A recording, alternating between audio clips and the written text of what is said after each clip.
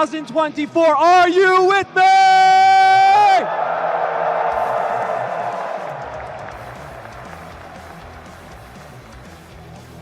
All right. Hold on. I know what game we're here for. Hold on. But you guys want to meet somebody before we start? You want to meet somebody? All right. I now have the pleasure to bring on the stage the Guilty Gear Strive producer, Ken Miyauchi.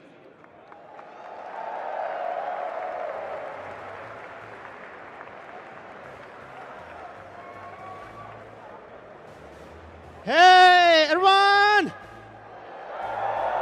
Oh my God. It's filled. All the seats are filled. I'm really surprised. You know what? Who were here for Guilty Gear Tournament?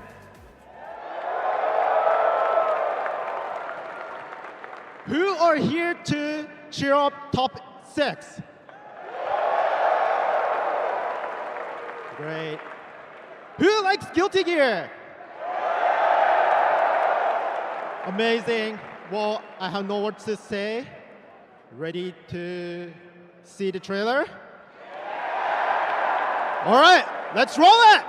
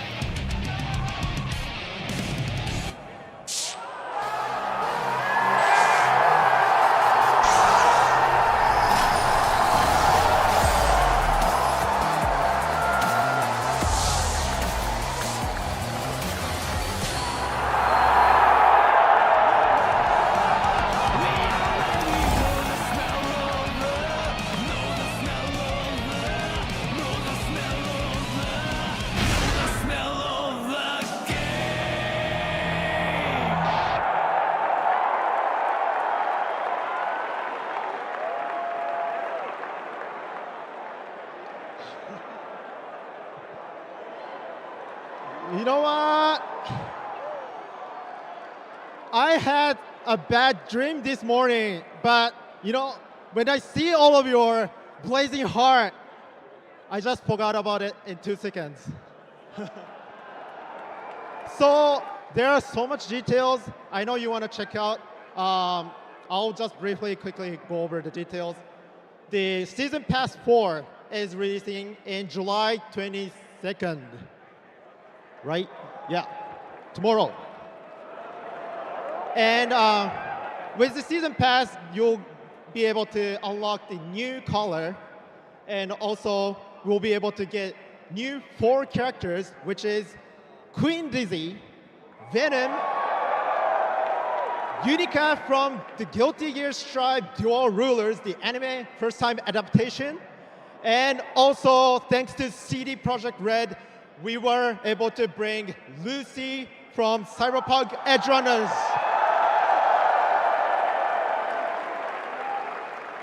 And of course, we'll have more battle stages to expand the world of Guilty Gear.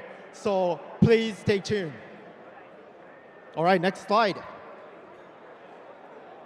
And don't forget, Teemo 3 Open Beta Test is gonna start on July 25th.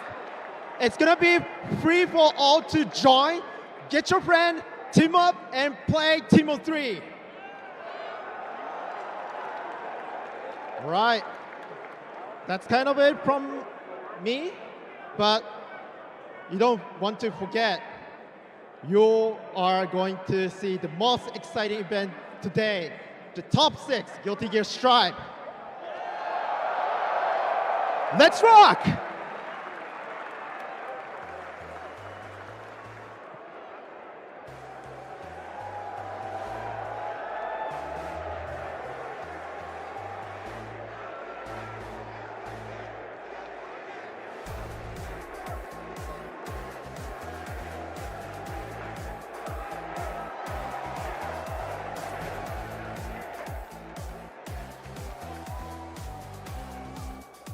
So you guys are ready for top 6, I guess, right? All right, let's roll this video and get it started.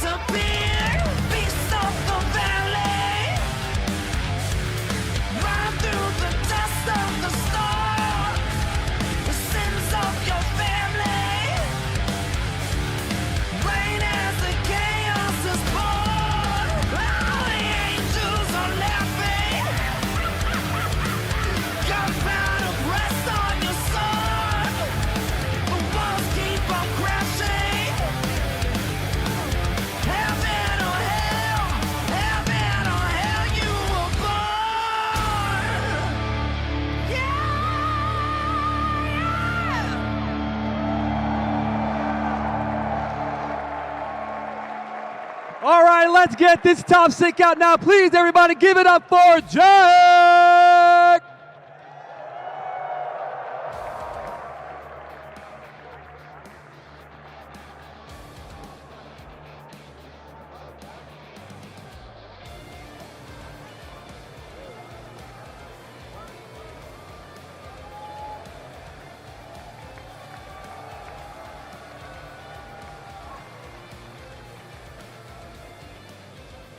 All right, let's make it loud for Nitro!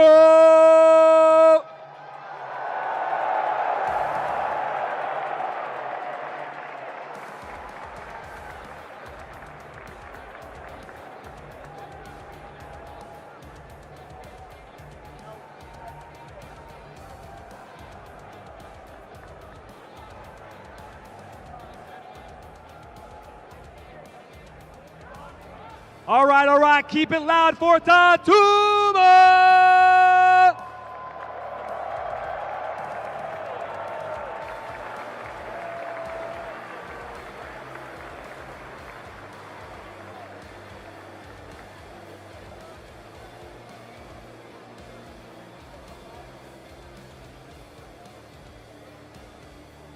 And can we please get out Ooey, Gooey, Chewy, Snicker!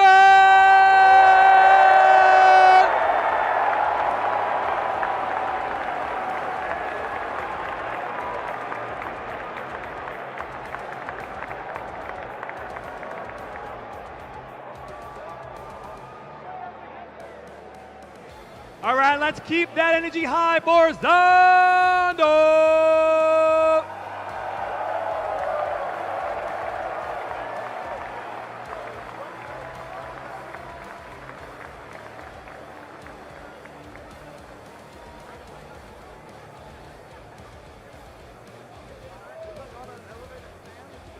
And finally, rounding out our top 6, Red Ditto!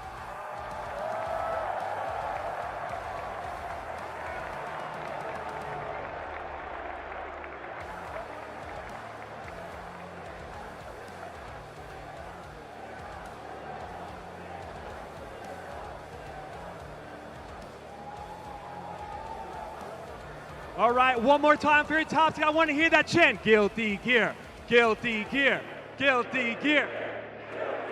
Louder!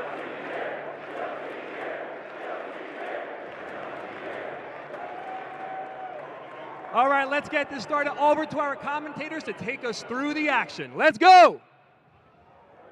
Oh my, thank you, Long Island Joe. We are here. No better place to be than in EVO 2024's arena. Ringe, Proxy to bring you the top 6. How you doing, my dude? Dude, could not be better. So excited to get back to Strive. As we said, the 3rd appearance of the game, and the momentum continues to grow. The community continues to shine, and I cannot wait to see what we have as this top 6 starts to unroll out here. You already know, man. Guaranteed new EVO champion here for EVO 2024. The defending champs, whether here at EVO in Vegas or EVO Japan, out of the bracket into the top 6. So it's going to be a good one for sure as we take a look in the building to Tuma from Japan. It's going to be a star-studded event. Ooey gooey chewy snicker. I don't know how many times I'm going to have to say that. It's going to be a lot. Can't wait to get to say more. Zondo and Red Ditto to round out the loser side of things. Ooh wee. Dude, cannot wait to get to see how these things play out, starting out in the winners side. Oh, a good character diversity coming through as well. And as you said, one of these matches that we got to see here, Nitro coming through, shattering expectations here in the winner's side of the affair, facing off against Jack, who, for anyone that has kept up with North American Guilty Gear, this is a name you're very familiar with. But as you've said, his first real test offline, we're passing with flying colors, Rich. Yeah, exactly, right? This is amazing stuff from Jack so far, coming through, getting top 6 winner's side for the event, and then on the other end, Nitro. It's a tale of contrasting spectrums, right? Because Nitro has been in grand finals at EVO before for Dragon Ball FighterZ. So he's a little bit familiar with this stage, despite being very young himself, only 22 years of age. You see only 3 EVOs under his belt, but man, has he made those 3 EVOs count. I was going to say, absolutely talented with the best of them for sure. Has played a spread of characters here, Giovanna and Jacko, the 2 selected characters for him. Jacko, obviously his mainstay in the beginning of the game, but as things developed, as patches rolled through, has settled in with the Giovanna, and now is doing a really good job of kind of utilizing them both depending on matchups here. Yeah, I'm interested to see what he goes with, because obviously opposite him is the gunslinger of Jack. Very reminiscent of our first Guilty Gear Strive EVO champion. First offline event, first EVO, took home the whole thing with Umi Show on the Happy Chaos. Now we got Jack, who, as you mentioned, has been terrorizing the online streets with with Happy Chaos for quite some time. So it's going to be up to Nitro to put a stop to it, whether that be with the Giovanna, if he's got confidence in the mobility, the dash blocks, the spiral arrows to get through some of the shots, the forward advancing hitboxes, or if it's going to be the Jacko where he tries to fill the screen and make Jack have to kind of play around him a little bit more. I was going to say, you might as well call the character Jack at this point with the way he's representing it, man. I think the most standout thing when I watched back some of Jack's matches from Top 24, Jack's defense is genuinely unbelievable. He has probably the best use of IBing, IBFD to be able to create space. Happy Chaos obviously dominant at those like 2 character type of length ranges. He is ridiculous at being able to create that space for himself using the defensive mechanics. It's unreal to watch. And with characters like a Happy Chaos, right, that can get mauled, that is what you need to succeed at this level. To get top 6 winners at EVO, that's the type of characteristics you gotta have to make up for the shortcomings of the character, right? That's why it's all about balance when choosing a character in the first place. You wanna go with something that matches your style, but if they do have a weakness, if your strength lies in that same spot, you can really go further with the character than most. Yeah, covering the matchup holds for sure. I'm so excited to get to see how those 2 play it out. And like you said, which character we do get to see. I would expect, personally, probably the Giovanna, because it can be a little annoying sometimes to get set up as Jacko, especially because of how fragile the minions can be if you're not able to get that defensive super up to be able to get there. You would much rather want to use use your meter to be able to potentially make more aggressive choices or be able to break out of the potential mix from Happy Chaos that we know and love so well when he is able to put buttons on you. Yeah, 100%. I definitely think that Giovanna a valid pick in this instance. I think Jacko has some merits as well, considering like getting the minions out there. I don't think Happy Chaos is that great at like hitting it and then canceling into something, right? He's got the shots, he can go into the steady aim and whatnot, but that's still gonna give Jacko a moment to kind of approach, gain ground, make up that difference in space that Happy Chaos is looking to establish, of course. But look at all the beautiful people in the EVO audience. Can I get some noise, y'all? Beautiful people, man. Everybody rocking EVO merch, 10-0 merch, everything in the building. Yeah, could not be more excited to bring that Guilty Gear action. I respect that. Oh, yes, sir! That was the super dap. That dab costed 50 tension. I was like, making it to this point, though, you might as well live it up. Enjoy yourself. Winner's side for good reason. Two of the best in the business right now, about to battle it out for a seat potentially atop the throne.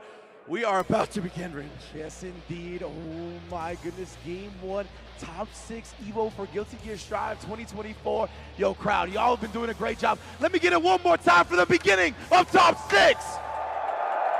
Oh, yeah. Just making sure they're awake. That's what I like to hear. Game 1, about to begin. I need that electricity flowing in my veins, but that was selfish of me, but I need it. Jack and Nitro already with the wild assault. You see the Tetro. Nitro is going with the Giovanna, as you mentioned.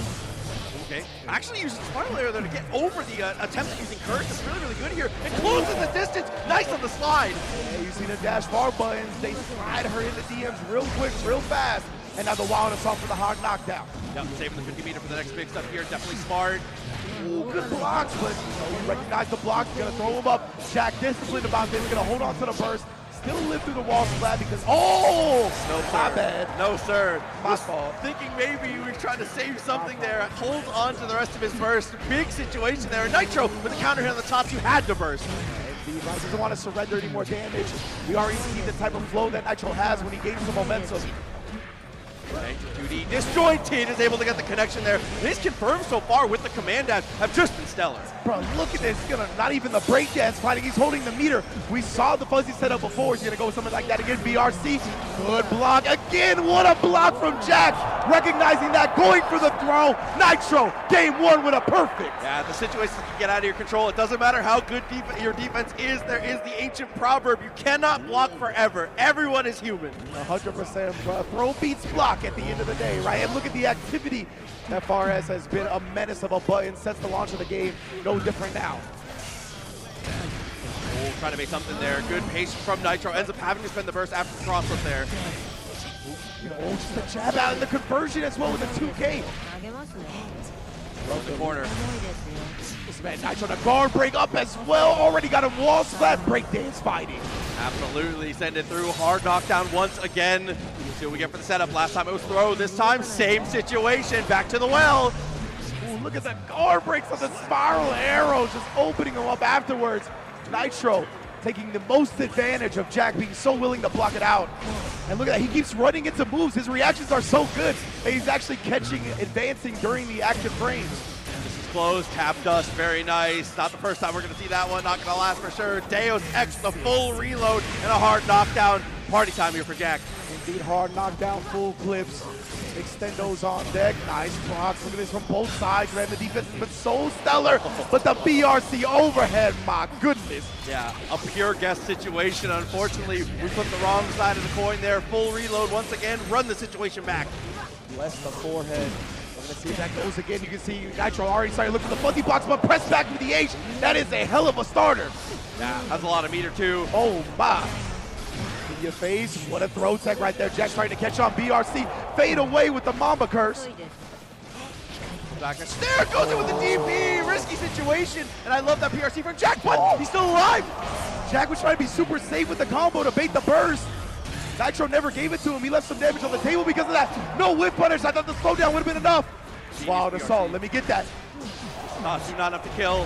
Throw potentially at this point. Wild Assault once again finds the throw. OTG doesn't even need it. He builds the meter and he takes the game. The Nitro suffocating pressure in the corner, right? He's gonna make you block and block and block until you're conditioned that way, and the throw sneaks in once again. Yeah, strike throw with the best of them. 2K2 to start, taps the dust, not quite gonna find the mark though. Nitro up a backdash, forces the burst again. Bro, Nitro, look at that double jump, so good. Jack still though was able to cover that.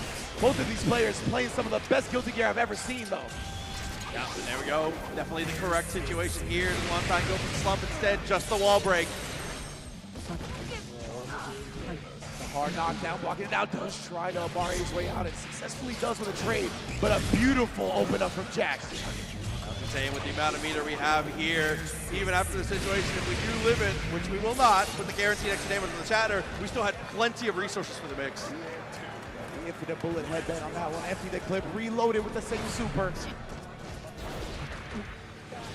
We are looking deep for the whip punishes there. And Joyce is such a hard button to whip punish too. And look at Nitro's establishing the throw early now. You got to be careful if you're Jack. Look, goes forward again, and the dash forward 2S does snap. After the backdash, I think he missed the instant overhead, but that's okay. Still gets the hit into the corner. Backdash got clipped, wall bounce conversion for Nitro. Another hard knockdown, another wild assault. Dash. Good. Oh, the FD was good to get some room, but it's not enough. Exactly, Nitro was able to take into account the FD, go cancel into the far heavy. Super smart, taking into account what Jack was looking for defensively. Ooh, and recognize there was going to be a confirm there. Headbanger's ball to be able to get the interrupt and keeps the juggle. Dude, precision accuracy as we get that to the wall. Love seeing it from Jack so far, right? Not going quietly into the night whatsoever. Shots ringing out. Ooh. Left in a little space to make something happen. Air throw tag, but beautiful scapegoat. Jack Perry, holla at your boy. Ex Machina for the corner knockdown. Not enough though, even after Wilder see too far. Nice whiff punish there. Jack still in it. Yeah, you can see Ryan kind of holding his chest a little bit, shaking his head.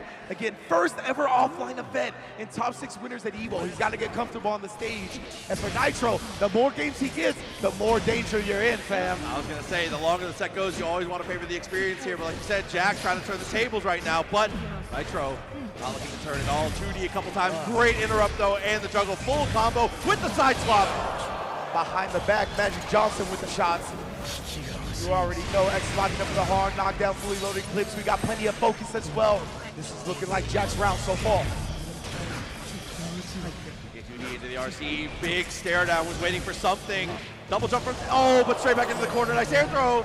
Ooh, and a block on the overhead this time on the BRC backdash. YRC to apply the pressure. You already know it's my corner. Oh no, potential incident coming at us. Another throw. Once again, bro, are you gonna crack? Ooh, you see the dash blocks from Jack. So disciplined, never lazy, still chased down regardless. One bullet left in the chamber, but it might be more than enough. No, burst with no bullets. This is huge. Oh, Nitro, that's why he chose to do it then. Be sure to get past it, but he's got the curse on him, but now it's CQC time. Oh, the fake dust, RC low. Jack, you a dirty, dirty individual. That is such a respect mix-up too, because that is you acknowledging my opponent will react to the orange. That is a sick way to go here for Nitro. Exactly, that only works on players that are good. 100%. Yo, straight in, aggressive start there after the reset of the wall break. YRC is blocked, and we roll straight through. Confidence from Jack. The ankle breakers, the Kyrie roll, CQC, he's got some of that as well. More hard knockdowns, more positive bonus. Hit me with it. Couple shots just to keep you grounded here. Wow. The anime mix-up, the jump forward, air backdash to stay on the same side. To be fair, I don't even know when the shot hit. Like, the shot could have hit on the jump forward, to be honest with you. That's the privilege to have the Chaos God. I was going to say, and that takes us down to the final game here. Jack on the come-up, on the comeback here. 2-2 and a 2D right to start. You already know we had to get a game 5 to start this one. Ooh, the chase down again as he was looking for the curse throw. Oh, what a block right there, Jack, though. Every time he's had a sick block, we get a throw right after from Nitro. Again, like you said, those dash blocks adding up a little bit, but this time it's going to be to the detriment. Is able to get caught on the attempt to dash forward. Nitro, just a knee to the kitchen sink. We got on the verge of a 3-2 for him to close it out. Oh, just like that finds the power DP, side swap, keep it going. Great confirm, good combo, and a hard knockdown with a wild assault. Crowd is starting to roar. Nitro, fan favorite for sure, especially on this Giovanna against the Happy Chaos, but Jack silences them real fast. Wall splat, then they get that wall break. Deus Ex, what do we have here? Still first full burst available for Jack, which is huge. 100 tension on Nitro's side as well, so you gotta watch for the super RC. And look, you see, he's sitting on it. He's like, come to me with my super, but Jack, the high 10, cuts him off at the pass. The attempt somehow manages to make it work here. Can't quite get the full juggle, but checks him again on the dash. Yeah, no bullets. But he did build the meter for the Ex Machina just in time. Nitro is still alive, though. Oh, 100% tension still to his name as well. And the guy re-roll again. Ankles broken. Oh, and going into the final round now. Up the rib. Oh, you saw the 2K extended spiral arrow going straight over it. Now we're in the corner again. This is where Giovanna and Nitro has made so much happen. Yeah, I wonder if we're going to go back to the throw here. For now, it's backdash into the footsies. Oh, he can't give up the space right here. What a tech throw from Jack. He's starting to catch on to the rhythm, the decision making. Oh, RC works out though, fakes the throw this time. And he's doing such a good job of making up for that FD, right? You see the spiral arrow cancels everything to stay close, but Jack finds the hit necessary. And another one, empty clips. I got a super to fall back on. Looped it up, and Jack is gonna get another burst. Both players gonna have that full blue bar in just a moment. Double overhead, fuzzy stuff. My. What a block on the same side, especially from Nitro. And a tech throw. Look at the defense on these two. Been out of this world, and Kane still catches Jack early. He's gonna burst out. Has to hold on to this hard. It is the final round. Nitro. Oh, the throw looked like too early, so Jack got it. What a block in the dust, and discipline. What defense? He still has the burst, still has meter, and RC for both. PRC is gonna be the answer. Gets the hit. Is it enough? Nitro bursts out. He's got the curse on him. It's so dangerous to maneuver. Spiral arrow, he's gonna take it all. He gets counter hit. He juggles Nitro. He closes out the first set. Oh man, what a conversion and what a celebration. Nitro moving forward even further into the winner's side. Winners finals birth, New York City's own Nitro. And you can hear the crowd. They are loving it, supporting their boy. Jack obviously still involved, still in the affair, but gonna have to fight it through the loser's bracket now. I'll keep it a buck with you, Proxy. If he lost after blocking tap dust, staying disciplined, blocking the shot after, and then taking the dash throw, I would have been upset for him. You're dealing with 15 layers and still Posey. manages to make it work. And absolutely, you know the local homies got to show the love, man. Oh, New York is most definitely in the building right now. Nitro, winners finals.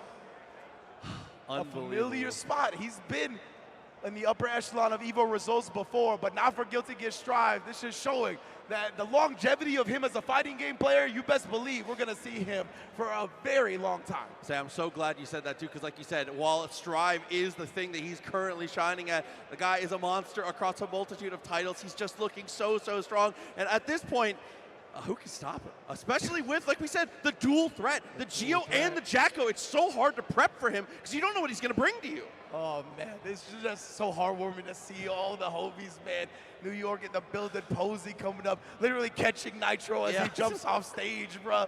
Like, that's what the fighting game community is about, right? And we're already getting an excellent chapter written here for EVO 2024. It's been amazing so far, man. That was just our first set of top 6. Absolutely, plenty more action to go. But I do want to say again, thank you so much for joining us, everybody who is watching at home and everybody live here in the arena. Guilty Gear Strive continuing to do amazing things. But it looks like we are going to toss it over real quick to the PlayStation Tournaments replay to be able to take a look here. Yeah, I need to see some more of this action from that last set, right? Incredible stuff presented by PlayStation Tournaments. Look at that, the 50% tension dab to start the set. You already knew it was going to be good from there. I say, and a lot of it we saw in the early stages of this was Nitro just going for those whiff punishes. Obviously, Giovanna, very slippery mix-up, very slippery movement, so was able to go very in and out at her leisure, and whiff punishing these normals from Happy Chaos that it feels impossible with a lot of other characters. Honestly, yeah, he had incredible spiral arrow placements as well. We saw multiple times they go over one of the 2Ks from Happy Chaos, which is a very button right 2S also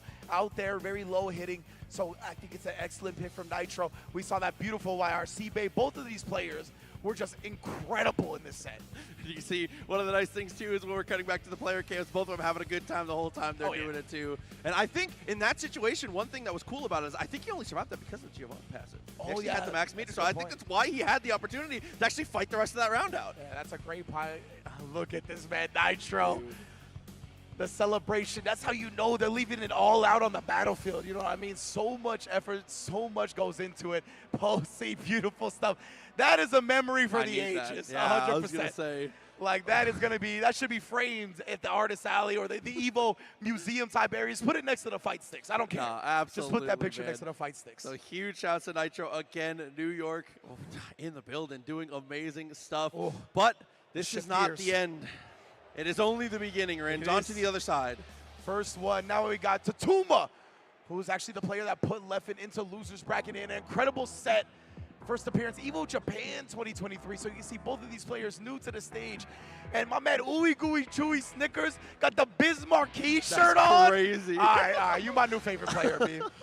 I didn't know you were coming with that type of energy. I should have figured it out from the intro. But of course, Ooey Gooey, as you mentioned, Anji of America. Yeah, absolutely. Like we said, Tatuma coming through. I got 13th at EVO Japan. That was the strongest placement we have so far. But we've exceeded all expectations, and he has a very a play style that is difficult to adapt to because he makes incredibly aggressive choices on offense and on defense. Yeah, 100% right. He plays Soul Bad Guy, balls to the wall, straight up, like how you would imagine a Soul Bad Guy player plays, right? But he's just harnessed that to the point where he knows how to manage the wild side, right? Yes. And he is really able to pick his spots, and he's honed in on when the wild decisions are going to work out. And players like that, I mean, they're some of the most difficult to overcome. Well, on the other side, as I said before, Ooey Gooey doing amazing things with Anji so far, using the twirl to great effect. Wild Assault to close some distance here and crank the wrist gauge, but a great press there. And I was going to say, it is a little scary playing that style up against Anji, though, right? Because of the spin, because of the ability to absorb hits, and just in general, the damage output on some of the starters is ridiculous. Seen here, at 50 meter now, dashes up, close slash, nice DP, as we said, channeling the inner wild side. Oh, and baits the burst out. Clean punish, let me get that hard knockdown. You will not escape this hope. Yeah, I like that a lot. Great decision from both players with the 6P into the Fujin. Nice confirm and a backdash. Yeah, Ooey Gooey with so much tension, right? Willing to spin it. Tatuma connects with the 6S. Oh, from long distance as well, all the way to the wall. Anji, lots of health, no wall splat either. The tap doesn't finish the job, but you never want to headbutt a gear. Yeah, taps us, runs straight in. Great follow through here. Both players coming in with just about a full burst. Falls victim to the fish here, straight into the butterfly, but another DP. Already the damage, even on Anji. Add it up real quick. Night Raid, vortex under the butterfly. Yeah, and then we'll follow up the Tyrant Rave. Follow through after the hard knockdown, dashes up, close slash, then open up. Ooh, the delay on the bandit revolver cancel, catches Ooey trying to take his turn. That was something we saw really work out up against Leffen as well. The way he plays around the bandit revolver and kind of cycles his decision making really frustrates the opponent. We see the delay there. He'll let the first hit rock in the throw. After the throw, he'll do the first hit into low. Like, definitely a very confusing way to approach. Right here, look at the 2K2D in the revolver that time. Close the distance just a bit. Fish is militant. You know, Tatuma, right? We're going to really need that fish in this set because Tatuma's going to be aggressive. He's not going to get outright punished. He's going to be trying something else. I love this, harassing with a 6S right outside the range. Anji says, get close to me, brother. It's trying to dance. You know, overhead, blocked, all of that. Great defense from Tatuma. Pin on the other side, but still. Ooey Gooey looking for significant hit. Gains some ground, but ends up trying to press. And again, the timings on Tatuma just really blowing up his opponent's defense. For the 2K afterwards, revolver into the PRC, still Lorraine Supreme with the koi. Max meter now, how do we spend it? RC here to be able to convert, should be able to take the round. Yeah, with 100% tension, I have to imagine that will be the case. Ooey Gooey putting a heart on the board. Crowd loving it too. Oh yeah, oh yeah. Okay, right off, straight again with the spin at round start. He's continuing to be successful here. Looks for the jump in and throws the reversal.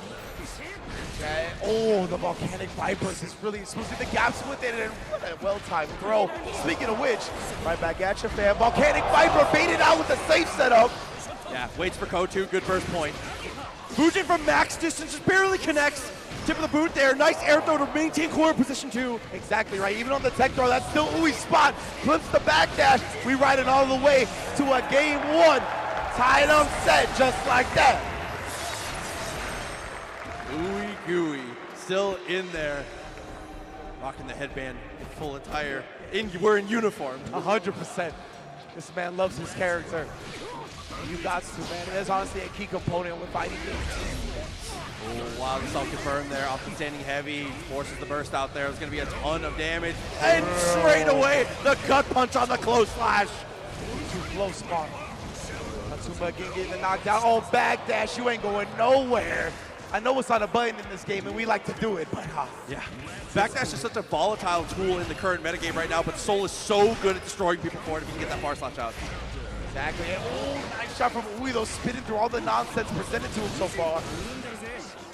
Let me get that again. Let me get that again. All positive vibes all the time. Oh, so much damage on him as well. Again, Volcanic Viper answers straight through. Turns that into pressure. Good FD to get some room. He's really not deterred from using it, right? We just see it again, and look at that. The aggression once more. We saw him get counter hit in a similar situation. Oh. Another burst, another bait, another game for Tatuma. Wow, I mean, that's the sequence there. That's just an unfortunate timing on the burst there for Ui Gui. Good presence of mind for Takuma to recognize how that was going to go through. Tatuma setting up once again. Tries to go for the 2S. Again, round start spin has been supreme. And look, he woke up with the Volcanic Viper twice in a row. The first one was thrown. That's why we didn't see the animation. Second one gets baited once more. Ui Gui confirm it to the super. Oh, yeah. Actually, doesn't break the wall. Wasn't quite close enough. Having to deal with the pressure now. Oh, 6P rearing its head that time. Yeah, Ui Gui starting to make some good adjustments.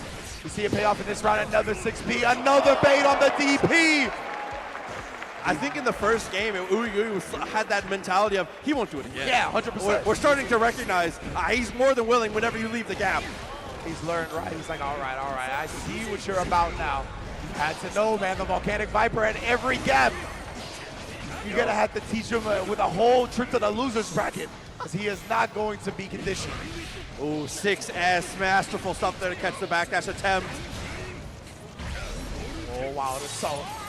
Loading it onto the meter. How do we use it here? Any type of RC setup? No, just straight into the gut. The 6-pack of Anji not gonna be able to protect him from this damage. Titan, hey. Dude, that falling dust was so sick to be able to stabilize that confirm as well. Around a piece now, Tatuma threatening the set, but again! Oh yeah, see the Volcanic Viper came out, instead keeping his distance, baiting him out with it. He's gotta stay strong. What a 6P on the Bandit Bringer, not an easy thing to do. Wow, and just commits to the overhead here. Ko for the full confirm. Lots of damage, but not quite enough. Goes for the mix, gets the confirm! The alley-oop from the butterfly, that was OD. Oh my goodness, looking like LeBron and Bronny next season. So far, the players delivering on every single turn. Game 5 once again. Ui Gui forcing a final round here. Incredible adjustments in that last game, honestly. We saw so many Volcanic Vipers get baited out for the first one. Successful again from Tatuma, and the Night Raid. Can't be using the butterfly for free. Fan there, but it's really reserved afterwards. Doesn't want to try and overextend, and this is why, but drop combo has to RC. Leaving a lot of damage on the table, but still finds a counter hit and a beautiful clean hit conversion. He buys you a lot of room, but it can't get you away from him forever. Mr. Bad Guy knocking on the door once again. And he picked up on that, right? He's like, okay, he's looking for the FDs. We just saw one far S and a dash throw. Incredible recognition from Tatuma. That's an important thing you always have to remember in Guilty Gear. That green FD! Again! The Night Raid under the butterfly! My goodness, he's not letting you make a point, Proxy. He's like, I get this damage on the table. Don't worry about the point. Afterlife still on the table. 2K, 2D into the revolver. RC up, trying to bait the burst. Oh my, the delay on that combo. It went so far, and he still baited it. Are you kidding me? All the salt. Setting up for it here. Anything will do it now. Dashes up. Ball throw into the PRC. Full confirmed. And Tatuma is going to be able to set themselves up for the other side of winners finals. The way he controlled the end of that game was ridiculous, man. Oh my, the wild throw PRC to make sure he OS, just in case there was a jump out, he would have been able to take clean advantage immediately. The moment before that as well, Tatuma, what a set for both of our players again. Absolutely. I mean, showing off that, and that is one of those matches that can be incredibly fast and furious, if only just because of how the two characters kind of brawl out between each other. The CQC of Soul and Anji, both clash in the jungle, slugging it out. 100%. You love seeing it, though. I love seeing that type of Guilty Gear and the adjustments that were made from both sides, right? The Volcanic Viper bait outs in Game 4 and a force of Game 5 in the first place. And we saw Tatuma, though. Like I said, he's not going to be conditioned, fam. He's good with his hair the way it is. Like, we don't need to make it any better. We're perfect. And the Volcanic Viper still were letting him fly, but he did manage to kind of pull the reins back a little bit, right, in Game 5, just as much as he needed to. Yeah, as well as kind of pulling back the reins on his mix-up game as well. When we check things out, you see he goes for the throw a lot more often in the later stages, like you said, finally leaning into that wild throw, the final kitchen sink toss to be able to close out the set. 100%. So let's take a look at the replays presented by PlayStation Tournaments, and a beautiful, beautiful set to cap off our winter semifinals.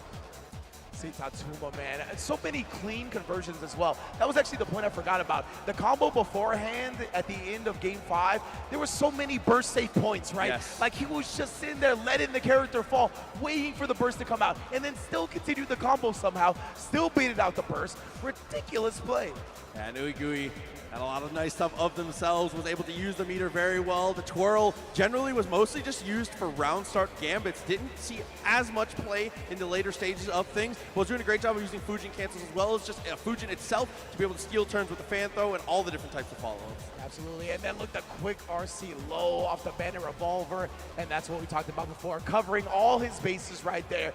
Just in case he went with something like a jump, he would have been safe. And I like the wild throw too, because we saw the 50% tension from Anji, right? Yes. So the counter super could have been a threat, which also the throw would have beat the counter super as well. So very, very smart. Yeah, just layers on layers of stuff between these two, looking so, so good.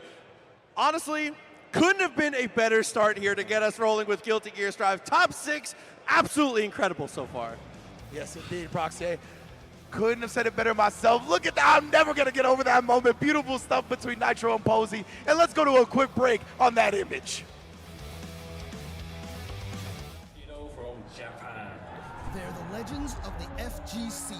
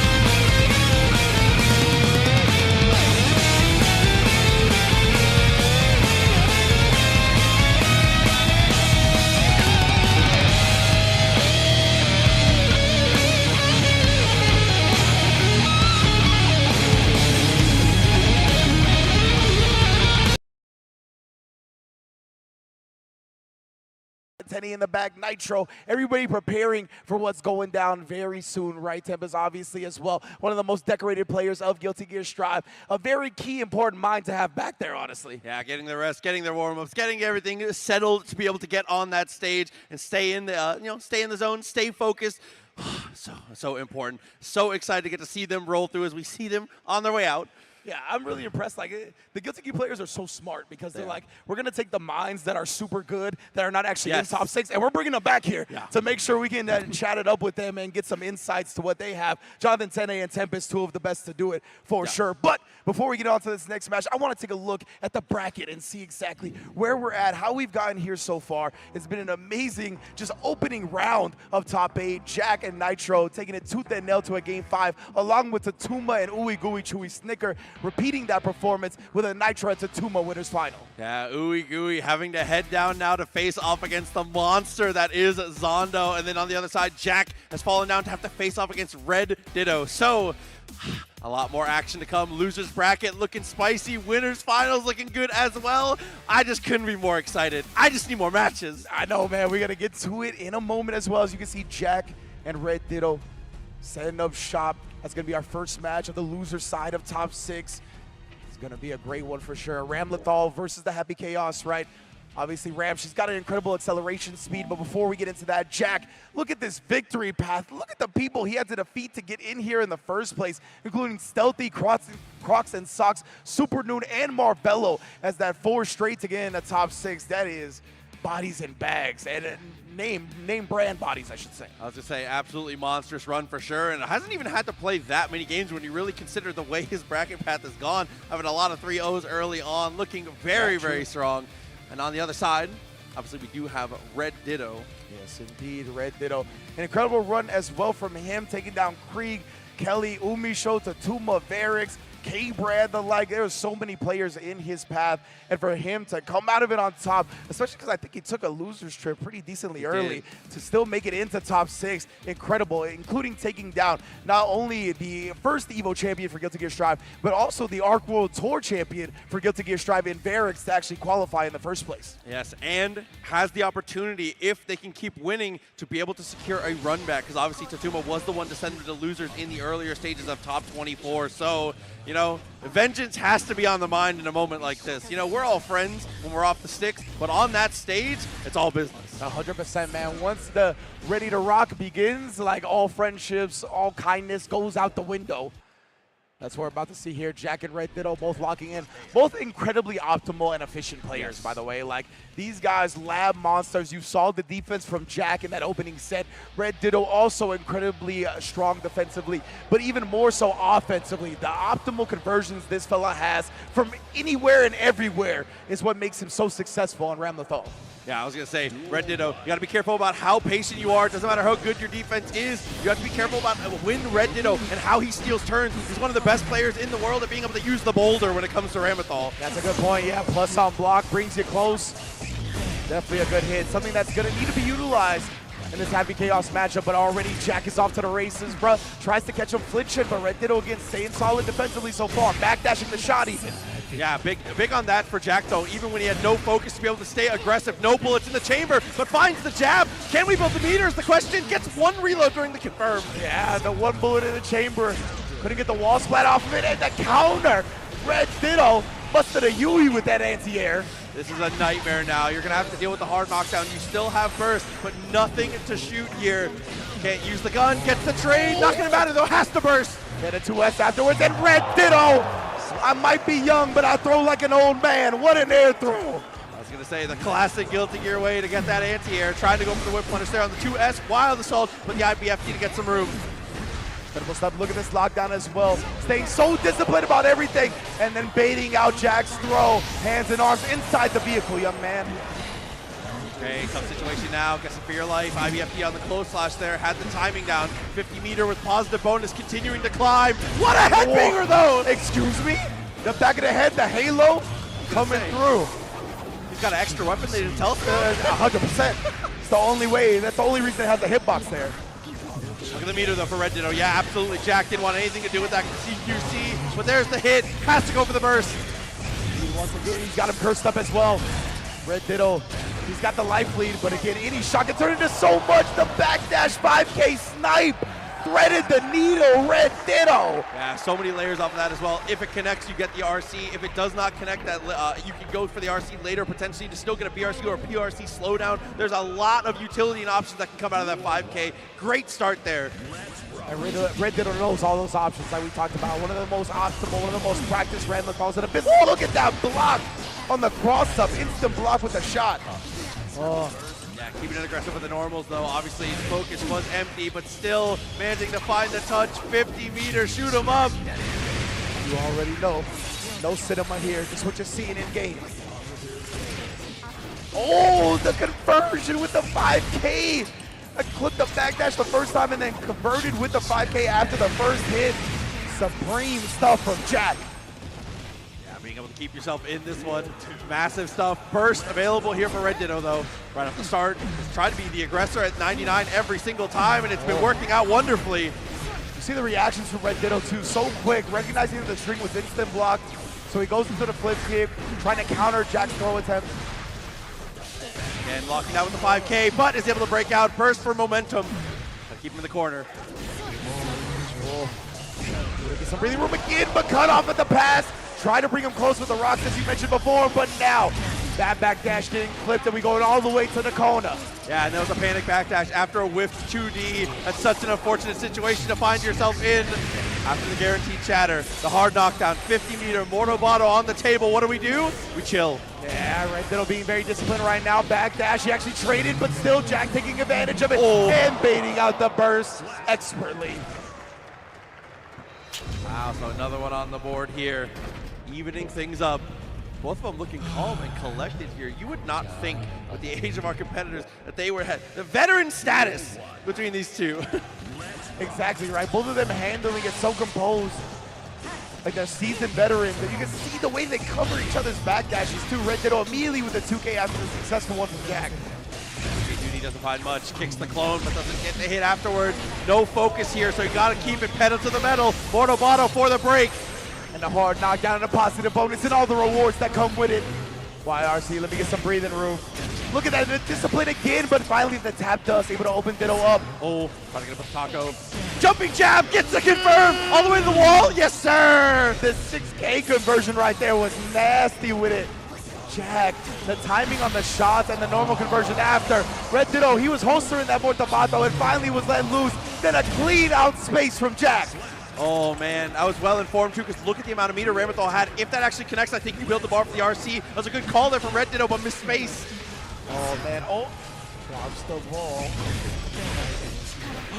The wall and assault just get in the face. Make Red Ditto deal with this pressure. The shot's always clipping. No focus available now though. That's why Red Ditto is pushing the issue. 2K2D pulls the gun, runs it all the way down. Every single touch at mid-screen, you know where it ends up. We've seen the movie before. And Jack, he recognized the thirst from Red Ditto, right? Trying to make the most out of that focus inspiring time. So he just cut him off with the 2K. Now we got the corner pressure going. Recognizes the defensive habits, gets the throw in, and we already running it right back. And that conversion was extra good because he locked him out of the burst, and now you have no opportunity to spend it. Yeah, good luck. He still gets it off the table, but nonetheless, right, he's going to have to spend any meter to, make sure he doesn't get chipped out with the FD. It's going to be damn near insurmountable for Red Ditto right now, but that's a good starter. Didn't get anything to convert off of it. FD in for his life right now. He's still living on a pixel, and that's why Jack goes for the throw. And that was the point I was going to make a couple matches ago, is the FD is just a big green light that says, please throw me. Yeah. So in situations like that, while you have to avoid the chip, you're in such a dastardly position. But now, to character select, potentially considering there was another character played. Red Ditto, yeah. See if he thinks to it. It's definitely one that we'll explore a little bit. I know the business handler has been Ramlethal. It sounds like he locked into it again.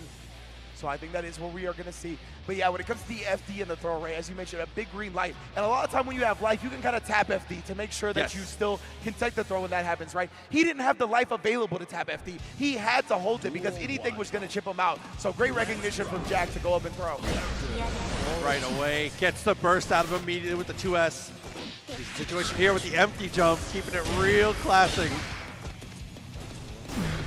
Players Not trying to get too overzealous, not trying to be the ones to make the first move and make the first mistake. Beautiful just hesitation on the approach right there from Jack. Throwing off Red Ditto's timings, and again the tap does starting to slow down. Whiffed, but it's all right. We go low. The shot covers the whiff. Slump got into the wall break. Jack is rolling right now.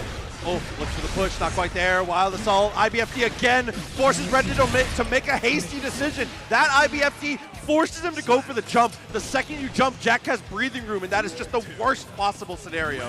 That's the thing, right? As the offender, when you get IBFD'd, you got to do something to make up that distance. As a defender, you got to know what they're going to do to make up that distance. So Jack perfectly countered once again. 5K. Turnstile not really following too much, gets the throw. Oh, the beautiful corner lockdown right now. You on probation, fam. Talk to me with the double beam dream. There you go, break it through, still alive, but guessing for your life now. Throw potentially, just a close slash. Put that man on house arrest for that round. Jack and Red Ditto. Still tournament point for Jack. Red Ditto trying to force a game 5 yet again. Wow, incredible air throw there. Just block, trying to get the punish, rolls on through, very nice. Protect your neck, where's Wu-Tang when I need them?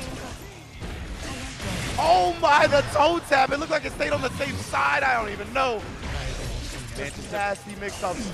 Afterwards, Wild Assault fires the gun, taps the dust, everything coming up our way. Doesn't get the slump though. Yeah, the Wild Assault did not connect, recovered in time. Now Red Ditto's got a huge chance here. Corner for himself. Jack doesn't have any defensive resources either. He did just get 50% tension, so YRC is available. Yeah, also has the deflect shield potentially. YRC is going to be the choice though. 2K gets the confirm. Burst is not going to make it. Red Ditto going to push us to another. Woo! Another game 5 proxy. This round 1 at top 6. You can't avoid those bad boys. And yes, indeed, as you mentioned, the deflect shield got built back after the wall break as well.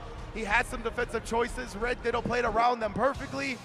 We're going to a final game yet again. Yeah, going the distance once again. Finds a connection, spends the burst right away. Touch there, trying to go for the back dash. Trying to stay active there to keep the reticle off, but Jack with the lockdown now. And remember, unlike the game 5s we saw previously, this is in loser's bracket. No more second chances. This is both of their last attempts. Oh, the rock catches and we get the 5K. So aware, and the side swap, nice routing. And the throw, take the 2K, just rearing his head to cut off the pass. And Red Ditto, the instant block on the cross-up shot. Full reload though, taps the dust, nice defense. Finally finds the Jack, he got some good damage out of that one, but no hard knockdown. Oh, but the perfect range on the 2K. Counter hitting Red Ditto. That spot, you know, with the wall break, does the damage back to tournament point for Jack. Hard knockdown, soft knock. It doesn't matter to me. They're all knockdowns. I still get my mix. I like that. Takes the shot and runs on through. Spends 3 bullets and all the focus to close the distance, but ends up losing the situation off the jump cancel. Oh, it's like those swords. Didn't have it that time. That's a psych. The sword's coming back now as well. Another air throw. I love locking you down like this. Consider the spot. RC, oh, what do you even do about that? Just burst at the end. I like it. Moset's trying to get him to put his hand in the cookie jar. Jack forced to a final round. Red Ditto. An incredible set once again here on top 6. Momentum built up now. Burst spent. Last real defensive option off the table here for Jack. Gets the cross up, but it's not defense, it's all offense. Pedal to the metal, locks him down, continues the pressure, but there's the punish. Red Ditto hard calls out the dash throw attempt. Able to counter that perfectly. Now we're back to the neutral at mid-screen. Who's gonna get the advantage? Jack, he's got no bullets, I didn't even notice. Red Ditto just running him down right now. He's got the hard knockdown. Still no bullets to his name. How do you spend it? Oh, it's a connect. Press back. BRC for the lockdown. Oh my goodness. Still alive though. Burst available now, even after this wall break. So hard knockdown, terrible situation. But look at the meter, look at the bar. Red Ditto, plenty to play with. How hard do you have to call this man out to get past this? That's why Jack's keeping his distance. Long distance, no conversion. Air throw actually decked. We gotta keep going. He takes out the sword into the throw. Red Ditto. Wow, unbelievable sequence. The tech comes through, but we still make it work. Oh my God, Red Ditto survives in And a heartbreaker. What a nail-biter to get us to our first match of losers. Dude, Jack is so damn good, Jack man. is ridiculous. Like, the air throws were plaguing him. When he needed to tech the air throw the most, he did it. Incredible stuff. Of course, Red Ditto's gonna be moving on. But y'all, can we give it up for Jack? Remember, first offline event. First ever offline event. This man came through, made top 6 at Guilty Gear Strive. World-class performance, the first of many, I would assume. As we've said, doing incredible things online consistently through the life of the game, and now being able to show that it translates offline. And I think that's such an important thing. Jack is another piece of the puzzle of this very important story that we tell, is that people who win online continue to do well offline. That is what the marketplace of becoming better. It's where you get that experience a lot of the times. Offline is a magical thing, and it's so good to be outside. But you cannot discount these players that get that experience playing on that netcode. 100%. I want to keep building on that point. As we take a look at the replays presented by PlayStation Tournaments, it's been an amazing set so far. And to build upon your point, right, thank goodness that Rollbackia has really come through heavy for every game, right? Because now we saw it even before. All these games had great online netcode. Some of the online monsters would come and they would translate to offline. Now we see it more and more with the likes of Jack getting top 6 at his first ever offline event. We saw Umisho take the entire tournament in her first ever EVO. So you can see the payoff that really happens when these netcodes are able to be as great as they are, so we can get proper practice. So when we do come to these offline atmospheres, these environments that are so incredibly special, we can perform at the highest level. And with Jack's elimination, we will not have a happy Chaos victor. Oh, you're correct, yeah. It is the first EVO for this game that the gun will not be present in grand finals, which I know there's that for. Listen, I like watching the character. I know I like happy Chaos too. We'll keep it on the low though. But anyway, despite that, as incredible stuff, once again, we got another half of Losers Quarterfinals to go. That's going to be Zondo and Ooey Gooey Chewy Snickers as we see his path as well. Incredible stuff going through Flying Bacon, Frijoles Guapo, Bean, MJ Karase. Frijoles Guapo is an incredible name. I was going to say, how you fight him back-to-back? Yeah, for real. Fantastic. Well, like you said, an incredible run for him, being able to make it all the way through, the win on MJ. And like we've said, another one of those players that has not had to play that many games, has done a great job getting these 3-0s most of the way through, looking so strong. I didn't realize what you meant by back-to-back, but literally the handsome Bean and then the regular Bean. Hey, you got to respect it. Ooey gooey. It doesn't matter what kind of bean you put in front of him. Yeah. The man's moving forward. Incredible. But one of the toughest competitors you could possibly pull in Zondo on the other side. As you can see, Leffen, Daru Ino, Hotashi, Tiger Pop, Latif, Marvello, Kerr. What an unbelievable run. Goodness gracious, Zondo. I don't know who didn't like you with this bracket, but you had to go through hell and fire to get through the top 6, and boy, did he ever do it, defeating the reigning defending champion in the process. So I can't wait to see how he brings to the table here. And of course, he's going to be bringing the Oscar, right? Yes. Which I want to talk a little bit about Oscar for the people that, you know, don't watch Guilty Gear Strive all the time. This is a very complicated character, right? He's got 3 different decks with 30 spells in them total. And because of that, he's going to be shuffling through the decks, and he's got to manage mana to make sure he has it available to actually make sure those spells come out in the first place. We'll get into it as we go along the game, but keep in mind that little bar you see at the bottom beneath Oscar's meter. Absolutely. And it's difficult to keep track of, even just as a spectator. Zondo, the master of being able to manage it on the fly here, but now caught out with not too many spells. Only teleport to his name here, getting destroyed, especially with the mana this low. The shield is broken, so extra damage acquired. Exactly, and when he doesn't have any mana, the defense is not the same. Oh, he cuts him off in the pass, and the normals, there's a couple of them that work well for Oscar, but his strength really lies in the spells, of course, as we see now. He's got the auto import, so every spell comes, they will just fill a regular slot, but right now he's not even able to do that. But yeah, taking him to geometry though, everything in between, gets the teleport, nice use of that after the dash forward. He's got another teleport available to him, tried the 6K, that's a low hitting move, and the overhead blocked in the flex shield, and wow. So look at this, a 30-second block string. Ooey Gooey, after taking that lead, needs to find one more touch, but how do you close the distance? Stuck in the gravity stab. Oh my. Yo, Ooey Gooey still coming out. BRC backdash, the 2D, he's disciplined about it, and spins through. The paper cut, max distance, the fan just barely connects. Wow. Yeah, And there, good use of the spells. Look at the knockdown, reloads. He says shoot off the screen. Yeah, and he has to manually make sure all those slots are filled himself, right? He can cancel the different spells into the import, but it is all managed by Zondo manually. See here. Teleport on deck. Yep, holding on to it here. Distance close, finds the touch. Pressure continues. Double teleport layout coming up with plenty of meter to spend. Yeah, he's got the bigger cubes as well. The staircase cubes if he wants them. Oh, just let it all go. Yep, instead we're gonna tutor up. Switching things out, auto-populating. Look at the damage. Look at the chip. FDing for your life here. What can you do? That's the thing. When you find yourself in that position against Asuka, something is getting surrendered. Either your life or your attention. A resource has to be given up. Say equivalent exchange. Yeah, facts. Oh, he's got the wrong. I was gonna say that's a low hit. He did it from the sky. Very nice from Zondo right there. That's not a spell you see too often. And another staff available, charging up that mana. Finds low with the 2D, gets the connection, and a great confirm. What a way to wait. And another resource to manage when playing Asuka is your health, because the quickest way to regen mana is sacrificing your health. Oh, but no time for that now. RC's down. Okay, little 8-way dash action. Sounds real. My man's in the wrong game. Bringing it out again and just staying at a nice distance away from the spinning fish.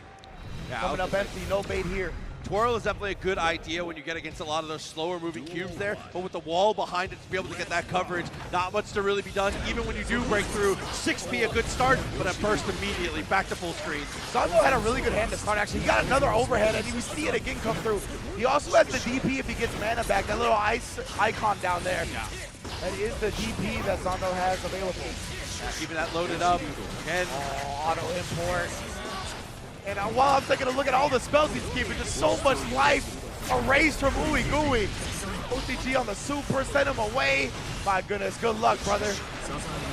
Yeah, I was going to say, at that point, once you get sent back to full screen again, it's just, it's unbelievable the mini games you have to play to close the distance on this guy. And Zondo, like you said, one of the best in the world, if not the best in the world, at being able to set up these situations that just seem unwinnable. Yeah, the auto import gets him a teleport after that. The 2D is a very potent button as well from Asuka, super quick. Travels across the ground, we get more positive bonus, means the tension is coming through. Zondo, he gets the punch out of the way, that actually avoided the guard break spell, super important. What a tech too, had the meter, so knew he had time. RC's forward, trying to maintain some amount of pressure here, trying to just smother Ooey Gooey as best he can. Yeah, Ooey Gooey, he's using the deflection right to try to get some distance, but the teleport comes through, opens him up, lets him convert easily. And you can see, yeah, Ooey, the amount of effort you have to put in to facing a top-level Asuka that can just fill the screen with so many spells and so many things you have to deal with. It takes so much effort, man. And as we've said before on other blocks, it's nearly impossible to get practice at the level of Zondo because he's really one of the players leading the pack when it comes to this character. Exactly right. Even if he wanted to train, it's very difficult to do so. There's not many Asukas on his caliber. Okay, there's a connection with the flow slash here, straight into the super. When you find your hits, they have to hurt. Everything you can get every single time. Yeah, pretty low on mana as well. He does have double reduced mana cost, and the low again coming out. Big rocks from the sky. I was gonna say, boy, about to cast the double ram spells. I like that. Yeah, for real. We saw Zondo, he sacrificed some of his life to get some mana, but Ooey Gooey, he hasn't let up. Super to buy some space. We're gonna keep shuffling the cards as well. Yeah, you already know. Talks about the mana, and again, continuing to just harass, finds the touch. Might just be enough here as we get to the corner, but no, a knockdown. It's such a good combo too that we saw come out. But Ooey Gooey, once again, will not go quietly into the night. Picks his spot perfectly. And it's just like you said, one of the things you have to remember is that his health is just as important as his mana. A lot of the damage he did was to himself there, just being able to re-up to be able to keep that pressure. And you're usually so good, you get checkmate scenarios where players are not really able to defend against. That's why the willingness to sacrifice the life is there. But again, if Ooey can just pick one or two spots, it means he can be right back in it. IBFD and then the very floaty super jump over. I love the idea. With deleting so many of the cubes, they can open up though. His dust at the trip, the overhead that comes from the ground, gets the counter hit, has to go for the burst. Double teleport, yeah, he needs something behind it though. He's got double guard crush now as well. The flex shield, just RCing to make sure that doesn't mean anything. Wow, relentless with the pressure. Let's double jump, works out well, finds the low, gets the confirm. Indeed, and that guard crush has been sitting there for a minute there now. That's one of the spells that actually levels up and does more damage the longer you have it stored, so extra dead on that one. Okay, straight away again. Finds that 2D, that is so far, it's so far. Yeah. Here. He's got the low if he wants it, but he's usually using that in the sky. That's why he goes for the dust on the ground. Opened up combo extender as well. Hey, gets through. Positive bonus, definitely going to be a big deal as we go for the double backdash. Doesn't necessarily need the hard knockdown. Burst is available, but what does it do? It cannot escape the cube! And look at, yeah, Ooey Gooey just daps him up, puts his hand on his head, and it's like, what the hell do I do against this character?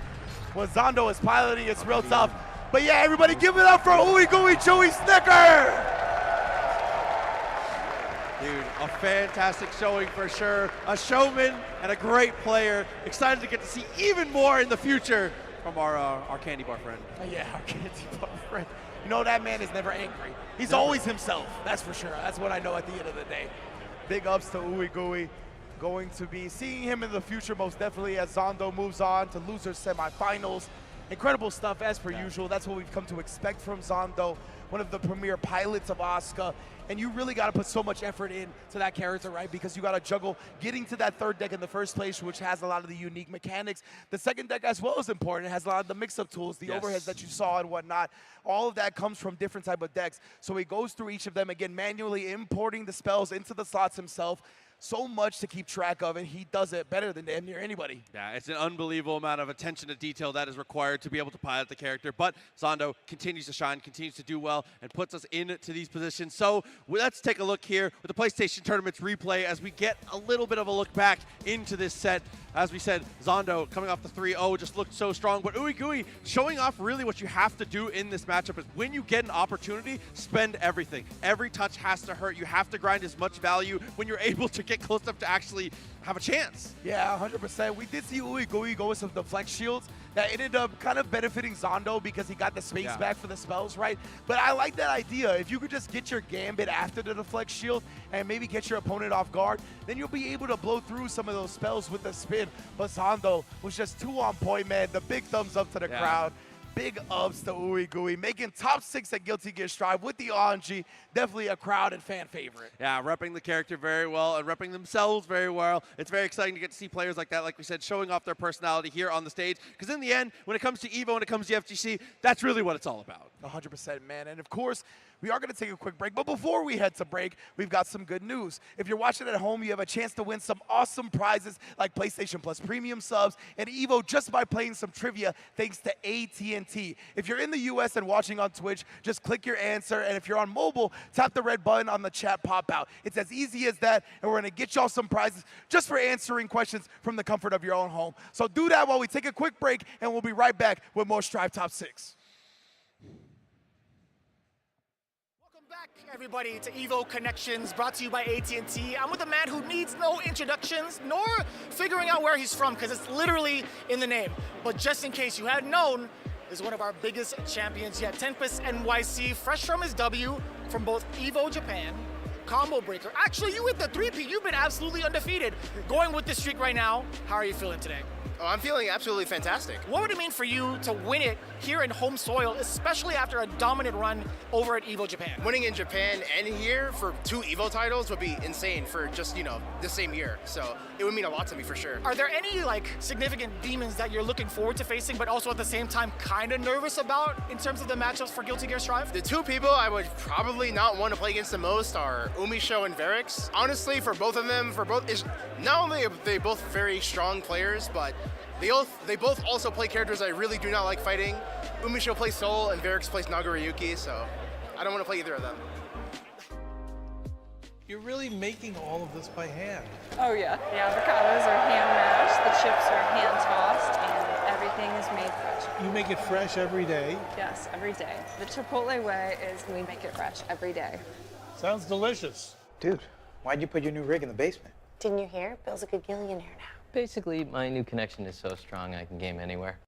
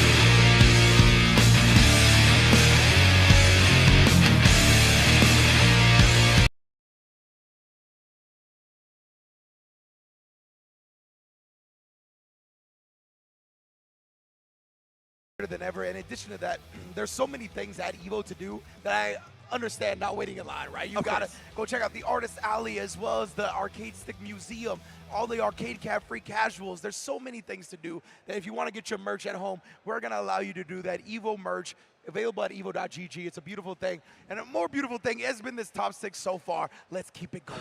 Absolutely. We have been back to back. Dude, it's been game 5 after game 5 so far, with the exception of 1-3-0. And right now, we're going to have our next players up. But before we take a look at those, we're going to take a look at the bracket here. Winners side of the affair, where we're about to head. Nitro facing off against Tatuma. And then on the loser side, Zondo and Red Ditto have earned their way in. So we've narrowed it all the way down from a number with a comma, over 2,000 players, all the way down to 4. It's unbelievable. Truly unbelievable, 100%. And Nitro and Tatuma have looked so incredible, both 3-2 in the winter semifinals, right? Their opponents made them earn those victories, and that's exactly what's happened so far. I'm interested to see what Nitro brings to the table. As we know, he's got the dual threat of Giovanna and Jacko, and Tatuma has been so bad guy all day, every day. But let's take a look at how Nitro got here in the first place, right? Having to overcome Melody, Mystic Smash, Red I Am Not, Tempest NYC, the team kill on FlyQuest, and of course, one of the most dominant players in Guilty Gear Strive, and then of course to get into top 6 itself, taking down Daru Ino, a legend in Guilty Gear, not only in Strive, but games past as well. Absolutely, has looked unbeatable all weekend long. But one of the players that's been on that same level, obviously Tatuma looking amazing. Red Ditto, Leffen, Rat, Cobalt, just a list of names to be able to go through, looking so strong as we continue to go through. As you said, Mr. Soul Bad Guy himself has been representing the character, and as we've said before, I feel like he plays Soul the way that Soul would play him. 100%. Like, this is Daisuke's vision. Like, absolutely, actually Daisuke's vision. All right, but it's about that time. The Eagles fly, and it's time to go winners finals. Let's get it. Let's go, baby. Guilty Gear Strive Top 6 EVO 2024. We got Jacko to bring out the play, to try to overwhelm. But I want to see how Tatuma picks his spots, right? His Volcanic Vipers have been so on point beforehand. How does Nitro structure his offense? We already got bursts being baited early on. The Elysium Driver, not quite enough, but still a great amount of damage here. There's plenty of time to pull out a minion, and now can play it low and slow. Vortex is blocked. Good backdash. Absolutely tremendous backdash. Now we're picking it up. You can see the Bandit Revolver games, like I said before. He'll let the first hit rock just go into throw, go into low, first hit rock right there. Try to sneak in something more damaging. Nitro was having none of it. Yeah, I mean, as far as reaction times go, this guy is definitely on the next level here. He's able to get the punish once again, not falling for any of the shenanigans, but 2K2D tried to steal the turn with the minion. Not gonna happen. 100%, bro, and I like that. Just a slight hit on the minion, making sure there's something in Tatuma's way so he can't approach for free. Look at that, though. Great defense, just knocking the minions out left and right. But again, Revolver is starting to get him in trouble here, as well as the Volcanic Viper. Nitro, he saw the last game. Another burst, another bait, more damage. I think you should ask for more pressure and more damage and more positive bonus. One more time, anything will do it now. Drops the minion, goes to the jump away. Vortex connects into the clean. Good with the DP, plenty of meter. Tatuma's got a real chance now. We got RC, the clean hit. That's hurting, bro. OTG, what's the defense looking like? Bandit Revolver again, catching Nitro trying to take his turn. When it ain't your turn, up. Like you said, Revolver getting in a little trouble early, but now kind of being, it plants the tombstone with the 6H. Wild Assault for the optimal confirm. 50% of your life straight off the table. Here lies Jacko's first half of her life bar. Straight up on the tombstone. Like that, goes to the jump, Industrial Trust when it comes to the confirm, very nice. But once again, it gets the finish. Doesn't get to generate a hard knockdown, but still, big situation. Indeed, Olu actually low profiling the Bandit that time. Great block. Oh my goodness, nasty mix-ups in the corner from Nitro. I couldn't tell you which side that hit on, Proxy. I'll tell you that much right now. Yarcy trying to go for the low, nice throw. Drops the combo, 2K2D. Oh, in the mixtape, plenty of meter now, but drops again. The fade back, he does get a successful burst nonetheless. Breakdance fighting, setting up the minion. Bandit Bringer and hit Jacko as well. Tatuma powering through everything. Consistency is key in those types of situations when the chips are down, how you handle those, especially against a character that can scramble like that with Jacko. When Jacko gets that one minion pulled, you feel so much pressure to do something. Yeah, man. And really, Nitro has been doing a really good job up until this point, playing around that pressure, knowing how the opponent is going to go about dealing with the minions. But right now, the Tuma, throw after throw. Oh my goodness, the wild one to finish the job with the OS behind it. Every base covered. Just hit after hit, everything coming up his way. And is able to find the jump in there. Clean touch.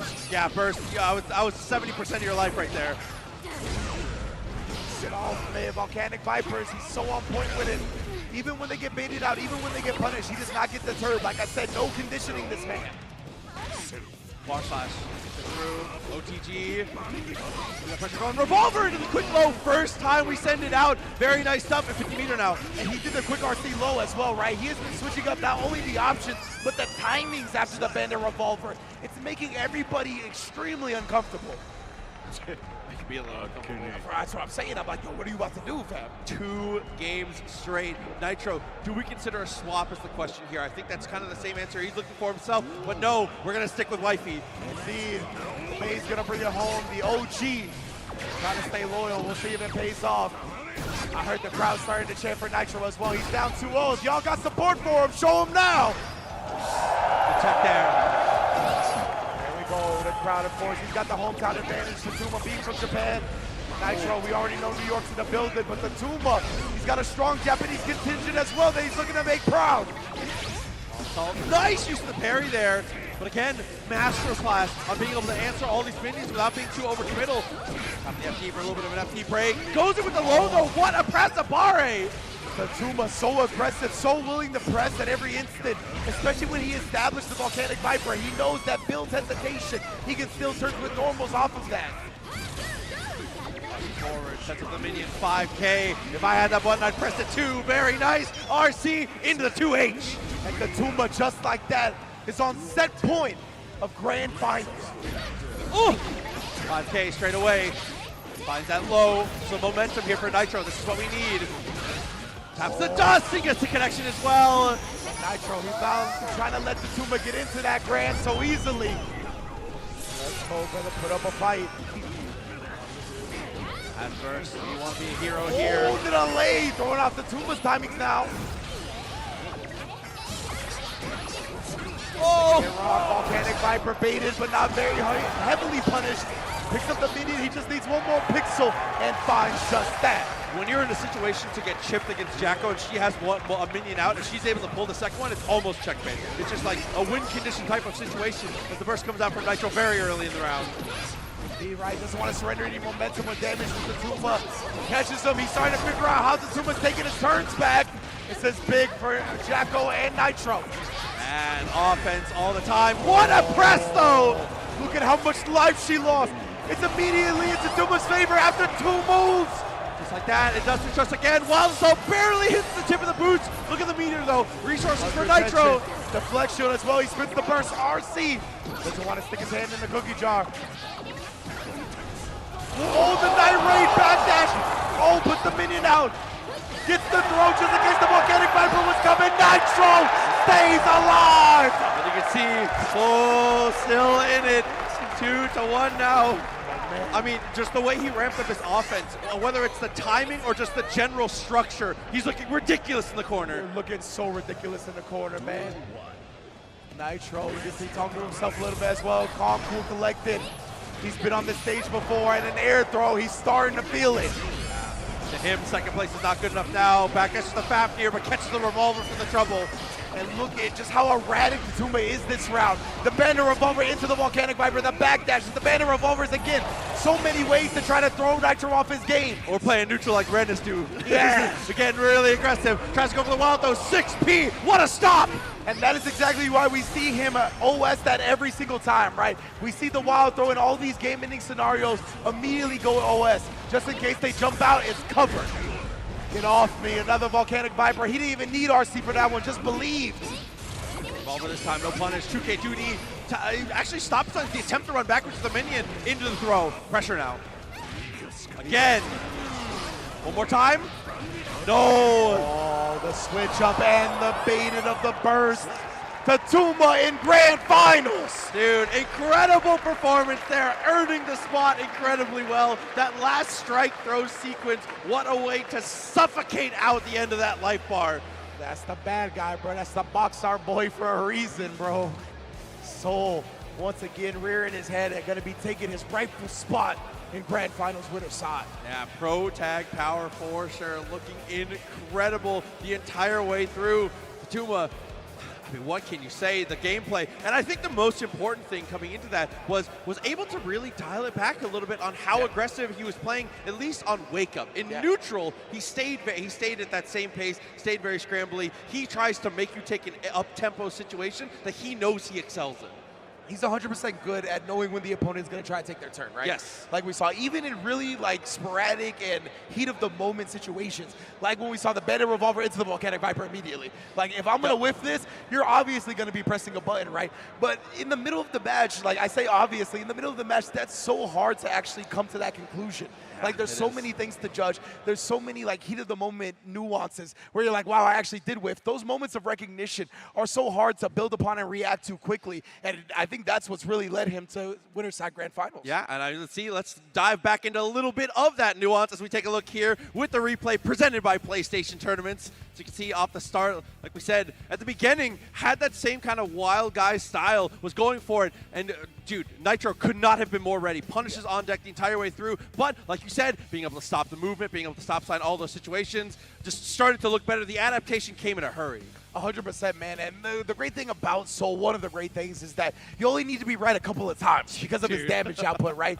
So he's willing to roll the dice a lot in these situations like that. We see the Volcanic Vipers come out, especially because it's not as easy to convert with Jacko from these weird minion hits and all these strange angles that she picks you up from. So he's getting a lot of chances. And because of that, I mean, you get one hit as Soul, it's so stable and it's so practiced to get into the clean hit Volcanic Vipers that we see the trade-off when it comes to the rewards you get off the scrambles. Yeah, absolutely. And you can't discount the fact that the frame data on S Volcanic Viper is generally just very good. I mean, it recovers very quickly, really hard to punish if you're not already CQC. It is a worthwhile reversal for sure. But on to the loser side of the affair now. In the loser semifinals, Santo and Red Ditto, an incredible top four. It's so well earned, honestly. All of these fellas, all of our whole bracket, top 6 and beyond, top 8. So much work ethic goes in to getting here in the first place. You just love seeing these players get this chance to be on stage and really live it to the fullest. Yeah, I mean, being able to be here, like you said, on this stage, it's not every year, it's not every time you get to actually come to EVO and be a part of this type of experience. And then to be able to make it to this point, to be able to be on the stage in front of the wonderful crowd, loser's side of the affair, continuing to cut things down. Top 4 is going to turn into 3 in a hurry, Ringe. Yeah, again, no more safety nets, no more second chances. The players are waving down the stagehand, though, so I don't think we're getting into the match just yet. As, yeah, it looks like they're trying to double check it. Yeah, they're going to pause up and make sure they get everything handled. Because, of course, this is top 4 of EVO 2024, right? You want to make sure everything is prim and proper for the stage. Big ups. Yo, it is hilarious. Y'all can't really see here, or if you're not in the arena, watching at home, I should say. During the breaks, whenever the Chipotle ad gets played, the pop in the arena has been ridiculous. They're big fans, for sure. The Chipotle, look at that. I just got to mention the Chipotle. They know all about the Chipotle. Y'all see it going across up here. You know what it is. The pop has been immaculate, to say the least. It definitely has been. We got to say that, man. That's one thing we talked about earlier on different comms, but the FGC continues to be undefeated when it comes to the crowd. So I just want to say again, huge shouts to everybody in the arena. Thank you so much for being so incredible all weekend long. And the craziest thing is, we're not even done yet. Guilty Gear is delivering unbelievably. We still have even more after this. Indeed, Tekken 8 and Street Fighter 6 to follow. You ain't going nowhere, locked and loaded. Whether you're in the venue, whether you're watching at home, the elite level of fighting game action is not stopping for hours.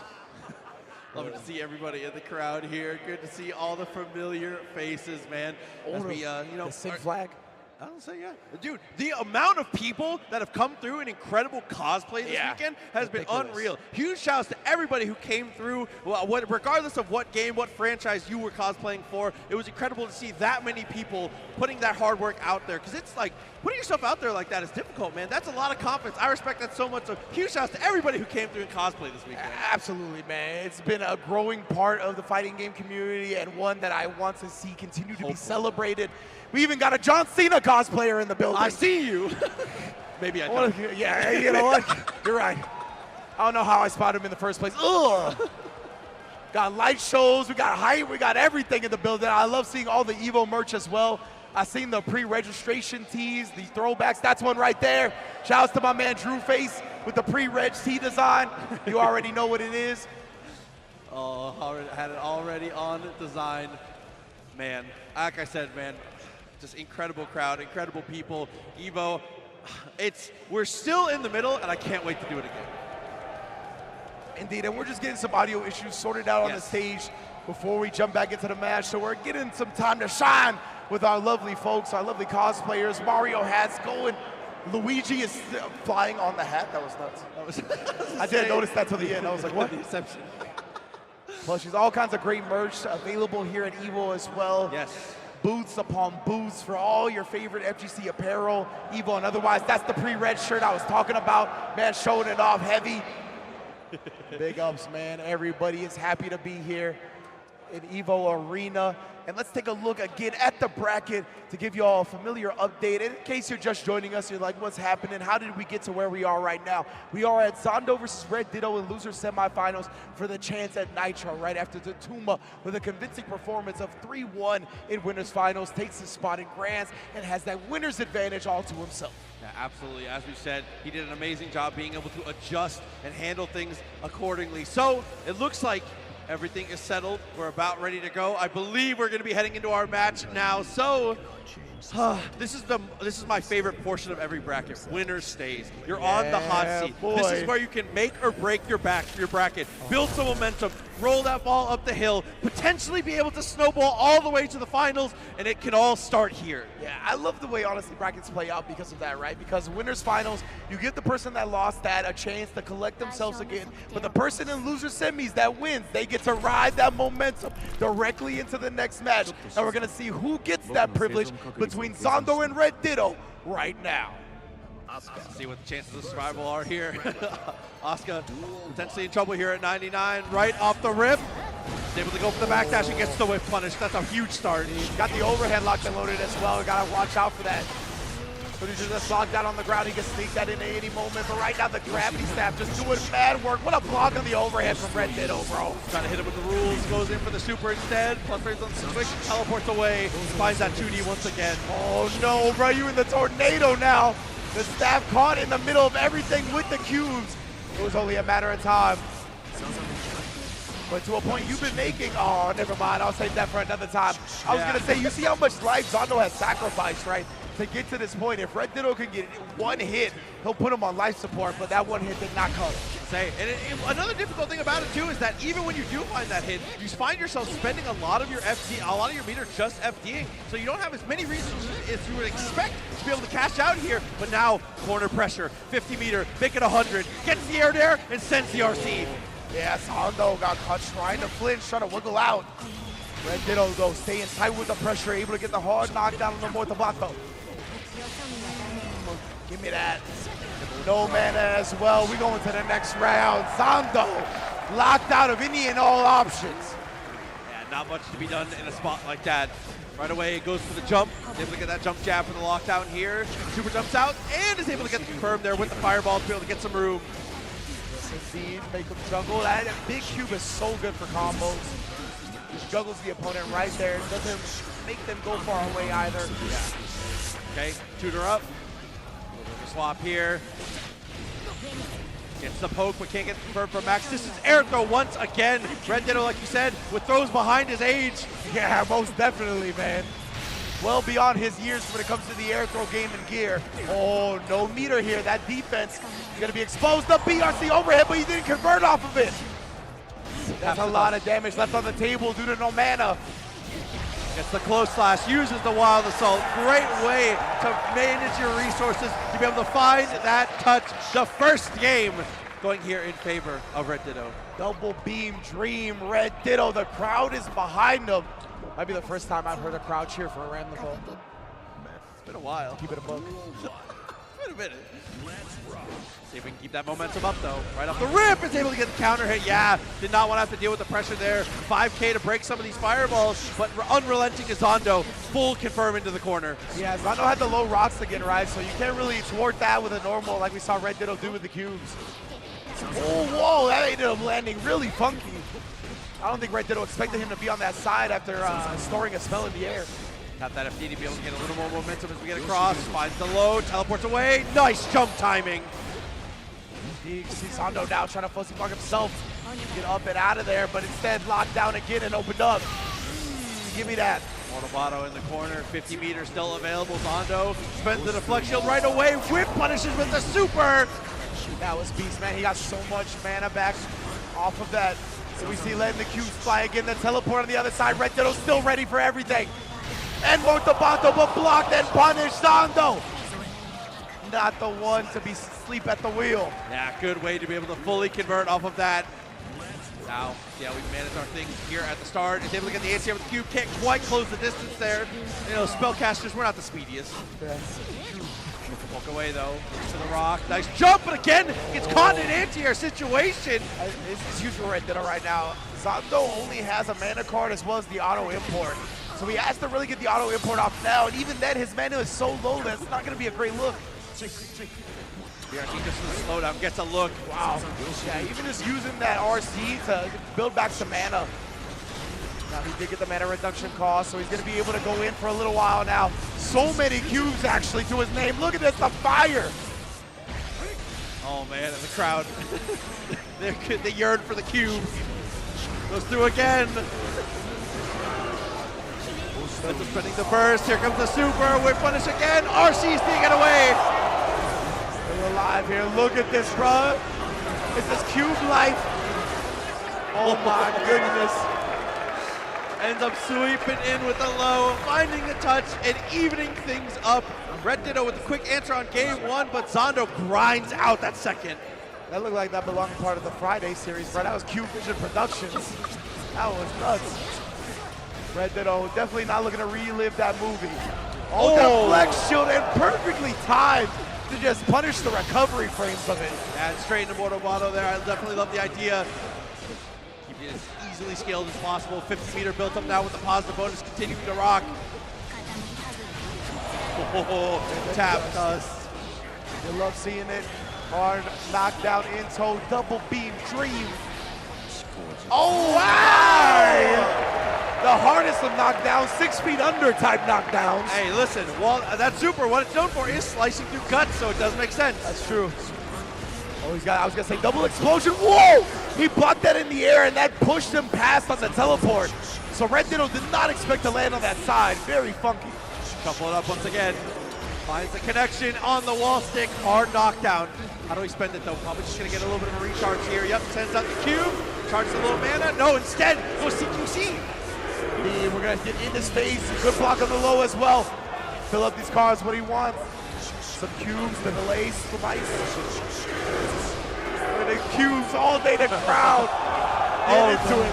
They're sad their party was rained on. Oh, tough situation here now. Lockdown, doesn't have anything really to spend. Just FD in a dream. Goes for the jump away, tries to look for the air-to-air, does manage to get escape. Oh. The dream might become a reality. Might turn into a nightmare for Zondo. The combo strong to block. Opened up low. Right back to the well. Red Ditto shaking his head because he dropped the combo. Didn't like that, but nonetheless came away with the victory. A convincing sell on the throw there too, because a lot of times he's been going for strike, but when Zondo gets caught in the corner, especially when he doesn't have anything to be able to push you away, that's when the throw has been the most threatening. So a great time to go back to the well on strike. Yeah, very smart stuff. Half blocked again, Cube. Shouts to the crowd, bro. The crowd, like I said, FGC crowd's undefeated as always. Indeed. This is wild to hear, bro. Was it close slash? Opens things up again. The crowd pleaser, the 5 cubes, very nice. Look at all this, the staircase cubes as well. The cubes keep flying. We got a teleport on deck as well. He's gonna look to set up the staircase into the teleport most likely. Actually just off the knockdown and opens up Red Ditto in the process. Swings in that low, trying to even things up here. The potential to take this to another game 5. Double Big Red again.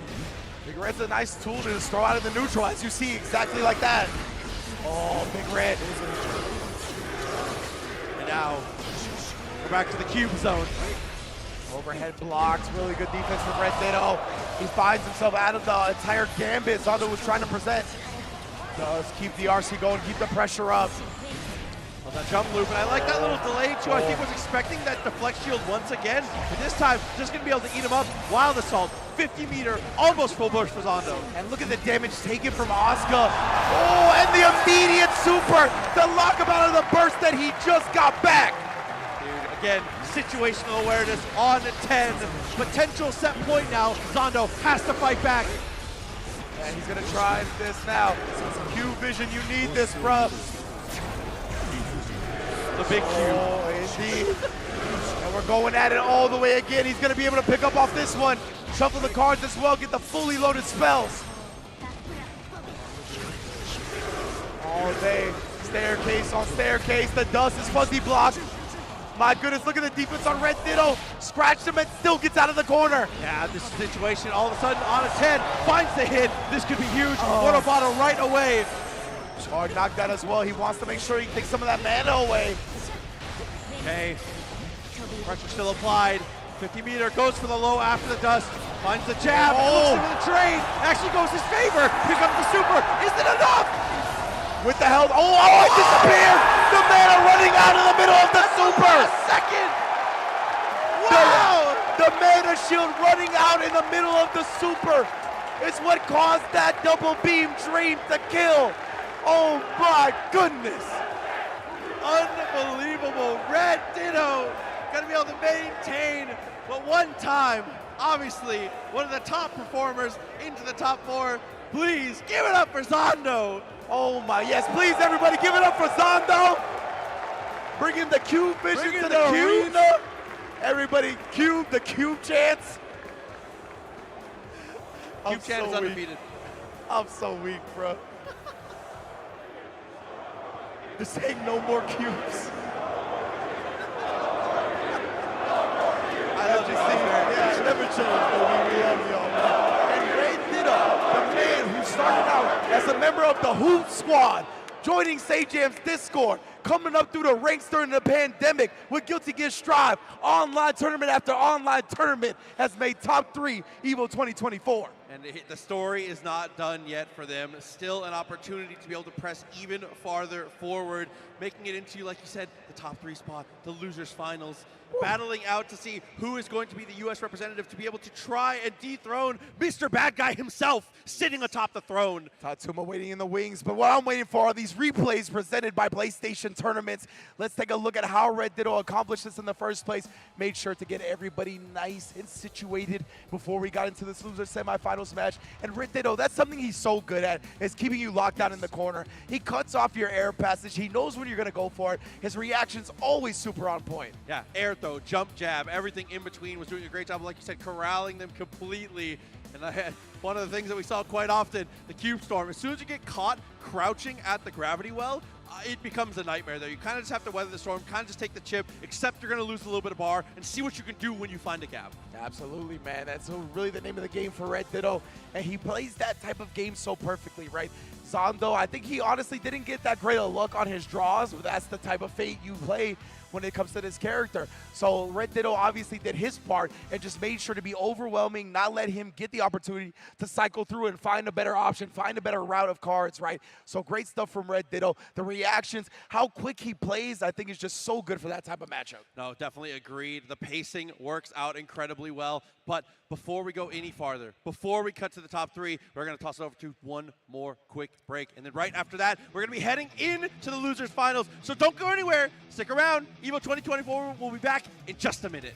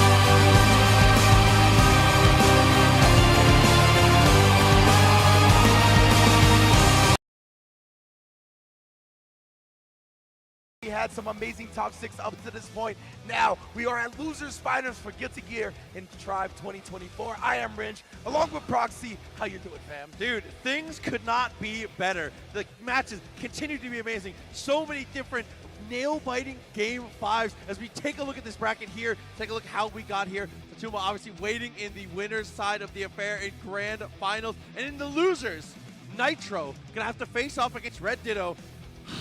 Seeing their pass here, Red Ditto obviously coming just off of a sweat against Zondo. It's been actually unreal. Yeah, and absolutely. I like that you highlighted it was an international affair before we went to break, right? Which one of these U.S. participants is going to get a chance to go up against Fatuma from Japan? And honestly, when it comes to the U.S. battling it out, it doesn't get more legendary than New York versus Los Angeles. And that's what we got right here. Nitro NY, Red Ditto hailing from Southern California. This is going to be a classic, best believe.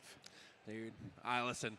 Nothing better than having the East Coast, West Coast. We'll see how it goes, though. One of the questions I was going to highlight has been answered immediately, though, as we saw that little flyby. It looks like Giovanna is going to be the pick here, so we're going to stick it out with Giovanna for now, at least in the beginning. As we get started, it is time for Losers Finals! Let's get it! Nitro, Red Ditto, you can see Nitro already with the dash box. Trying to work his way in, but he knows he has to be careful about it due to the length on the Ram normals. Oh, this is close! What a way to get into the dead zone there, but not quite on that one. It's a trade after the anti-air attempt, anti-air jab, just like we talked about. 5 jabs in a row, yeah, exactly. Keeping his opponent locked in the corner, right? Shutting down the air escape, that is a signature of Red Ditto style. What happened to the life totals here? It felt like it was pretty even in the way that they were trading, but Red Ditto has gotten the better of every single exchange, and it's not going to stop. It's the backdash BRC. He was in the sky for the throw attempt and just got an easy punish. Red Ditto, you ridiculous.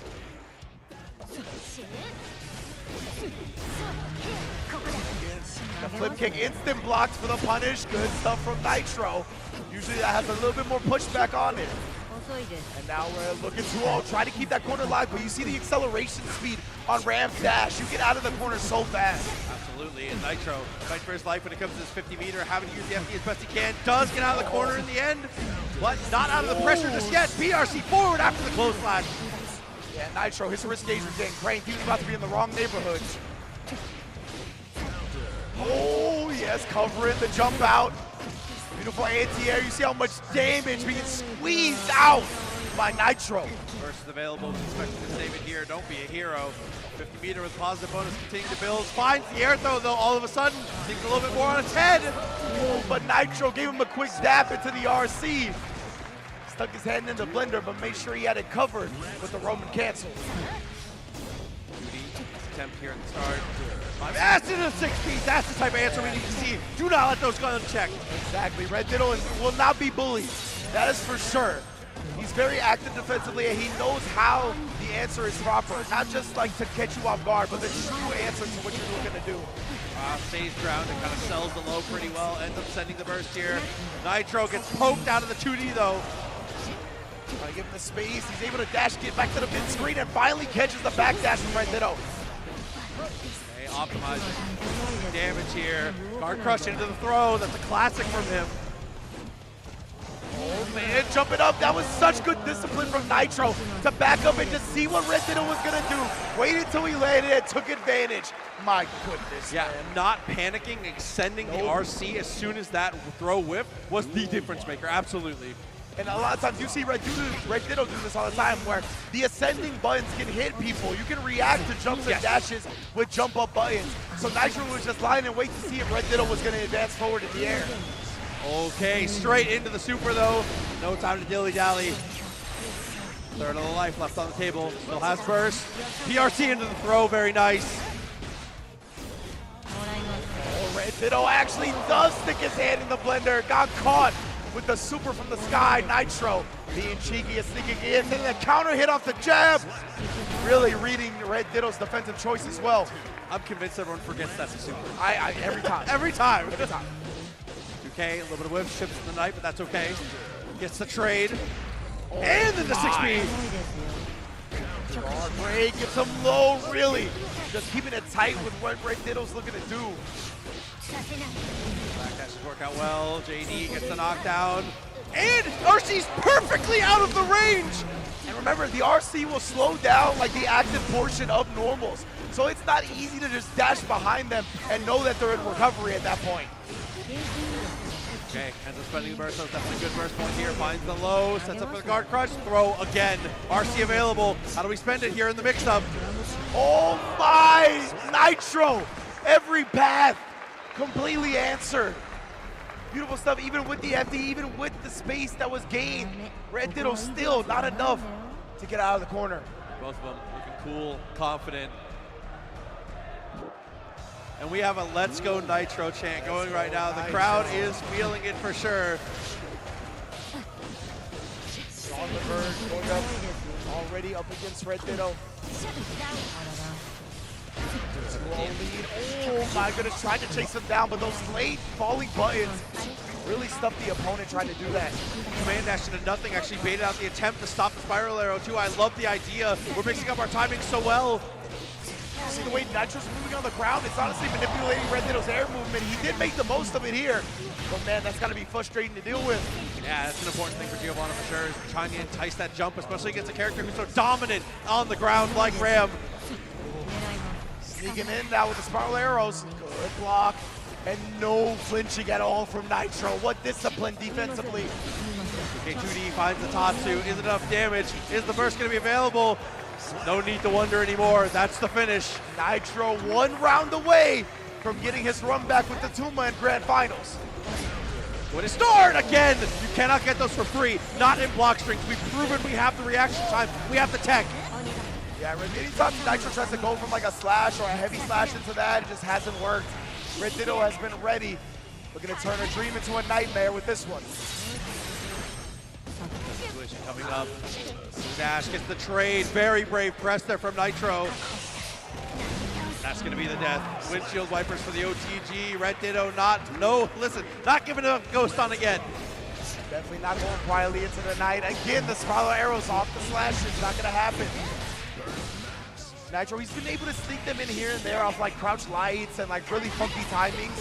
But anytime you go into a heavier normal, Red Ditto shutting that down. He's expecting a cancel there. Yeah. Absolutely. Telegraph for sure. Jumping jab, locked him in. Already know, brother. Oh. Nitro now, he's gonna make the most of this one. Bring her out, bring her back in, and send it to the other stage. 100 meter. Forward. I don't know how you block that, bro. Yeah, whatever, man. 6P gets him again. Oh, we break dance fighting. BRC, he still gets hit. What happened? Nitro's able to take the set and go in the grand finals. The fast RC there to try and lock out. The burst was available, but because we were still in the overdrive, going for the fast RC, it was locked out as the final hit connects. Nitro with great game planning and great execution in the end. Incredible stuff from Nitro, able to hold on a very convincing victory over his opponent, Red Ditto. But before we move on to anything else, audience, can y'all give it up for Red Ditto? One of the finest to do it. Definitely doing amazing things with Ram. Third place on the podium. A placement to be proud of for sure. 100%. Like we said, man, started from the Hoop Squad, from Sajam's Discord during the pandemic, has come up through the online world of Guilty Gear Strive, has gone to many offline tournaments now, and this is definitely his best placing at one of the biggest Guilty Gear Strive brackets to ever take place. Absolutely, man. Just doing the damn thing. Looking amazing. But that has gotten us to the point now, before we go too far past that, I believe we are going to take a look one more time at our replays here in just a moment. But yeah, before we get into that, it's just important to see seeing Ramathal get to this point. I feel like the character, it's kind of the elephant in the room. I feel like the best character that doesn't get the super top level results, right? Yeah. And you know, from where we come from, we've seen that a couple of times, right? And it's good stuff to see Red Ditto really showing out that this character is still very much a tournament viable, tournament successful character. Obviously, we know she's incredibly strong, but yeah, some of those results are just lacking. Red Ditto really put it on the map today. Let's see how he did that with the PlayStation Tournament replays presented by PlayStation Tournaments. Yep, so getting them started off strong. Yeah, using that super for the jump scare, definitely good. The using of meter has been incredible, and the way that Nitro has been able to kind of temper his offense and decide when to kind of flip that switch has been incredible, as you can see even the footsies in spots like that. Yeah, exactly, right? Like, his manipulation on the ground with Giovanna is one of my favorite parts about the way he plays the character. His ability to weave in and out. I mean, that's kind of what we said her strength was from the beginning, right? But being able to master that at a level where it's effective at the highest competition, that is definitely not easy, right? That's not something that is easily obtained. So because of that, I'm really impressed with the way Nitro manipulates his opponent. When they're in the air, he's not even on the screen, right? The camera doesn't even show Giovanna, but he knows where he's going, where he is. And you saw multiple times he made Red Ditto dash back into the corner when Red Ditto was looking to kind of get out of it just because of the way Giovanna was underneath. Yeah, enticing whiffs, enticing committal movement. It's really, really important, especially like we said, with the way that Giovanna kind of plays it. But as we've said, Tatuma here in the winner's side of the affair, repping the sole bad guy and absolutely been a terror for the entirety of this bracket. As we can see here, has just been from start to finish looking incredible. Yeah, able to take down Ooey Gooey Chewy Snicker. We saw the dap up here. We'll even see some good highlights from the matches of him getting into grand finals. Dust loops all day, every day. Whatever route he has with Soul Bad Guy that he needs to implement, he's going to make sure the execution is nice and proper. Yeah, and that was one of the things you pointed out about the way he plays it. Is he is pretty incredible being able to obviously set up for the burst baits, as you see right there, but being able to keep the optimal damage while still being able to maintain that knockdown. Obviously, the most important thing here in just pretty much anything for Guilty Gear Strive, as long as they are on their back right in front of you, you're able to run that mix, able to set up those situations. And again, whether it is the opponent's mix-up and he's going for some kind of reversal to take back the momentum, or it's him kind of trying to press forward himself on defense, the guy's just incredible, man. Yeah, man, he's really taking so many things into account. The way he's been cycling through options and timings. It's not even just cycling through the options, but the way he's been able to manipulate different timings off the Bandit Revolver. Sometimes letting the extension rock a little bit after you're expecting it to. Sometimes going into the quick RC. But now it is time for grand finals. Crowd EVO 2024. Let's get it! Oh man, they told me button check. Man. I'm blaming that one on you, Brooks. What do you mean? That's fine. You got me hyped. I'll take that one. I'll take that one. Listen, I tend to have that. The mannerisms, you were like, oh, they about to go into the match. Hey, I was like, oh, listen, you're right. I was as ready as you were. Oh, man. But it's it okay. looks like from the way that we're warming up, I expect that actually Jacko is going to be the pick here, so is going to stick with it. Okay. Proxy, you gotta ask them this time, okay? But wait for it. It's my turn. Wait for it. As they both, as you said, it looks like the Jacko is gonna be the character that we see at the beginning, which is the character Nitro played in the winner's final side of things. Maybe he's figured something out. Maybe he wants to give Jacko another game before getting into the Giovanna bag. We're gonna find out here momentarily. Oh, I cannot wait to get to see. It looks like it is going to be the Jacko locked in. The handshake and the respect. EVO 2024, are you ready? Oh, bro. The electricity, the atmosphere in the crowd is what I live for, man. There's no better spot to be than here in the arena for the 2024 finals. We still got Tekken, we still got Street Fighter after this, but now is the time to crown a Guilty Gear Strive champion. Heaven or hell, you best believe we're gonna find out. Also, being able to live the rest of the year knowing that you're not going to have to fight for your qualifying spot with Arc World Tour is massive. So here we go. Grand Finals begins here. Nitro versus Tatuma. Let's get it popping. Already getting back a little bit. Oh, the 5K. Taking down the mini in the process, but immediately Nitro being active defensively in his own right. Yeah. That's a 5K for the anti-air. Jumps in with the slash, forces the burst. Didn't want to take the damage, didn't want to lose the screen positioning. With punish, absolutely. Oh, the success coming through as he tries to bring out a minion. Both of these players just suffocating pressure after the Bandit Revolver, the Volcanic Viper. Oh, and on landing, woke up. I'm not sure what we were expecting to happen there, but the close slash ends up finding its mark there. First round in the books. The post-Bandit Revolver game, I have not seen any soul played as good as Tatuma. The 6K with the cancel to keep that pressure going. 6 feet. Definitely big. And attack, yeah, goes into the underground bunker with the 2D. Got a little profile. Some of these moves coming out from Soul. Yikes, the Bandit Bringer busted a Yui with that one. We waking up. Get your Fafnir out of here. And Elysium Driver for the punish, a massive chunk of damage off the table. Looks for the dash in, blocks the low. The pressure continues here for Nitro. He gets the trip, well done. That was a rare overextension on movement from Tatuma. That was just a nice backdash and a great anti-air low coming out there from Nitro. Yeah. I think it's kind of because Nitro has switched up the position that he's trying to apply pressure at and stay at. Usually he was trying to be a little bit further back. I think that's why Tatuma overextended with the chase. Oh, the 2D of the gods right there. And burst comes through, he's able to get the block, but was too far for the punish. Still rides out the advantage with the parry. Plenty of meter. Elysium Driver. The defensive minion right there, put a stop sign on the pressure. Wall break. Nitro got so many resources now. BRC, oh, let me get that YRC punish with the quickness. 1-0, Nitro. Put it in the bag, a perfect for game one. Obviously, you have to remember, Nitro coming from the loser's bracket here, so there's the potential for the reset. He's able to maintain this momentum. It's true, Tatuma, you do not want to see 2 sets. You don't. The type of tempo, the pace, the play style that Tatuma is bringing, it really is going to be more successful the less games the opponent gets a handle on it. You can see Nitro hit him with the anime right there, the jump into the air backdash. Nirate trade, remember he was hitting clean Nirates before. This is getting more and more downloaded from Nitro. The wild throw a little bit there, finds the connection on the RC. The damage coming out, still has burst, drops the combo actually, but still sees the FD, secures the throw. Oh, and Nitro, look at how much confidence he's gained from that game one. Willing to burst in this instance. Oh, another Elysium Driver successful wake up.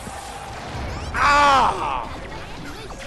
The minion, 50 meters still available, looks for the low, pressure continues, fuzzy stuff. Oh my, that was another fuzzy. Ended up opening him up, but no combo off of it. Cuts him off with the bandit revolver. Nitro! Nitro has the answers right now, doing a great job of stopping a lot of these attempts at approaches here, and being able to avoid the counter punches. You see, even that 6S answered perfectly. 6P in the building now, Nitro. He's really finding answers. See the fuzzy block, his timings are looking better, but just as I say that, the Tatuma blows up with a counter hit. And now the tick throw. Yeah, Strike working out in his favor. Tyrant Rave! And that was such an important round for Tatuma to get, right? He needed to stem the bleeding, stop the momentum. Nitro started running away with it. Now maybe some hesitation comes back. That's okay, keeps the minion out of the air. Great anti-air again. Nitro has a download on the tempo of this movement right now. He does, bro. You can see he's way more comfortable. In this corner, FD in. It's a Tatuma. Oh, picks a spot to trade. At least the minion was still on top of him. Night Raid somehow, some way. Nitro forcing the issue with the burst. Oh, just on the hit. Crosses up, sends it back to the minion. Burst is good, but he gets the block. He blocks out Night Raid, the back. Beautiful movement outside of the base on the Volcanic Viper. And just like that, Nitro with a 2-1 lead. The fortitude of Nitro to stay present in those situations. The mental fortitude of Tatuma to stay active on defense like that. Yeah. The DPs, the vortex, everything in between. Nitro is feeling it now. You can see the lightning starting to come out of his eyes. Volcanic Viper going through all that. Again, look at this crowd. Oh my goodness, the wrist gauge getting cranked right now. Oh, the anime. Jump over, air backdash. Again, there's a throw.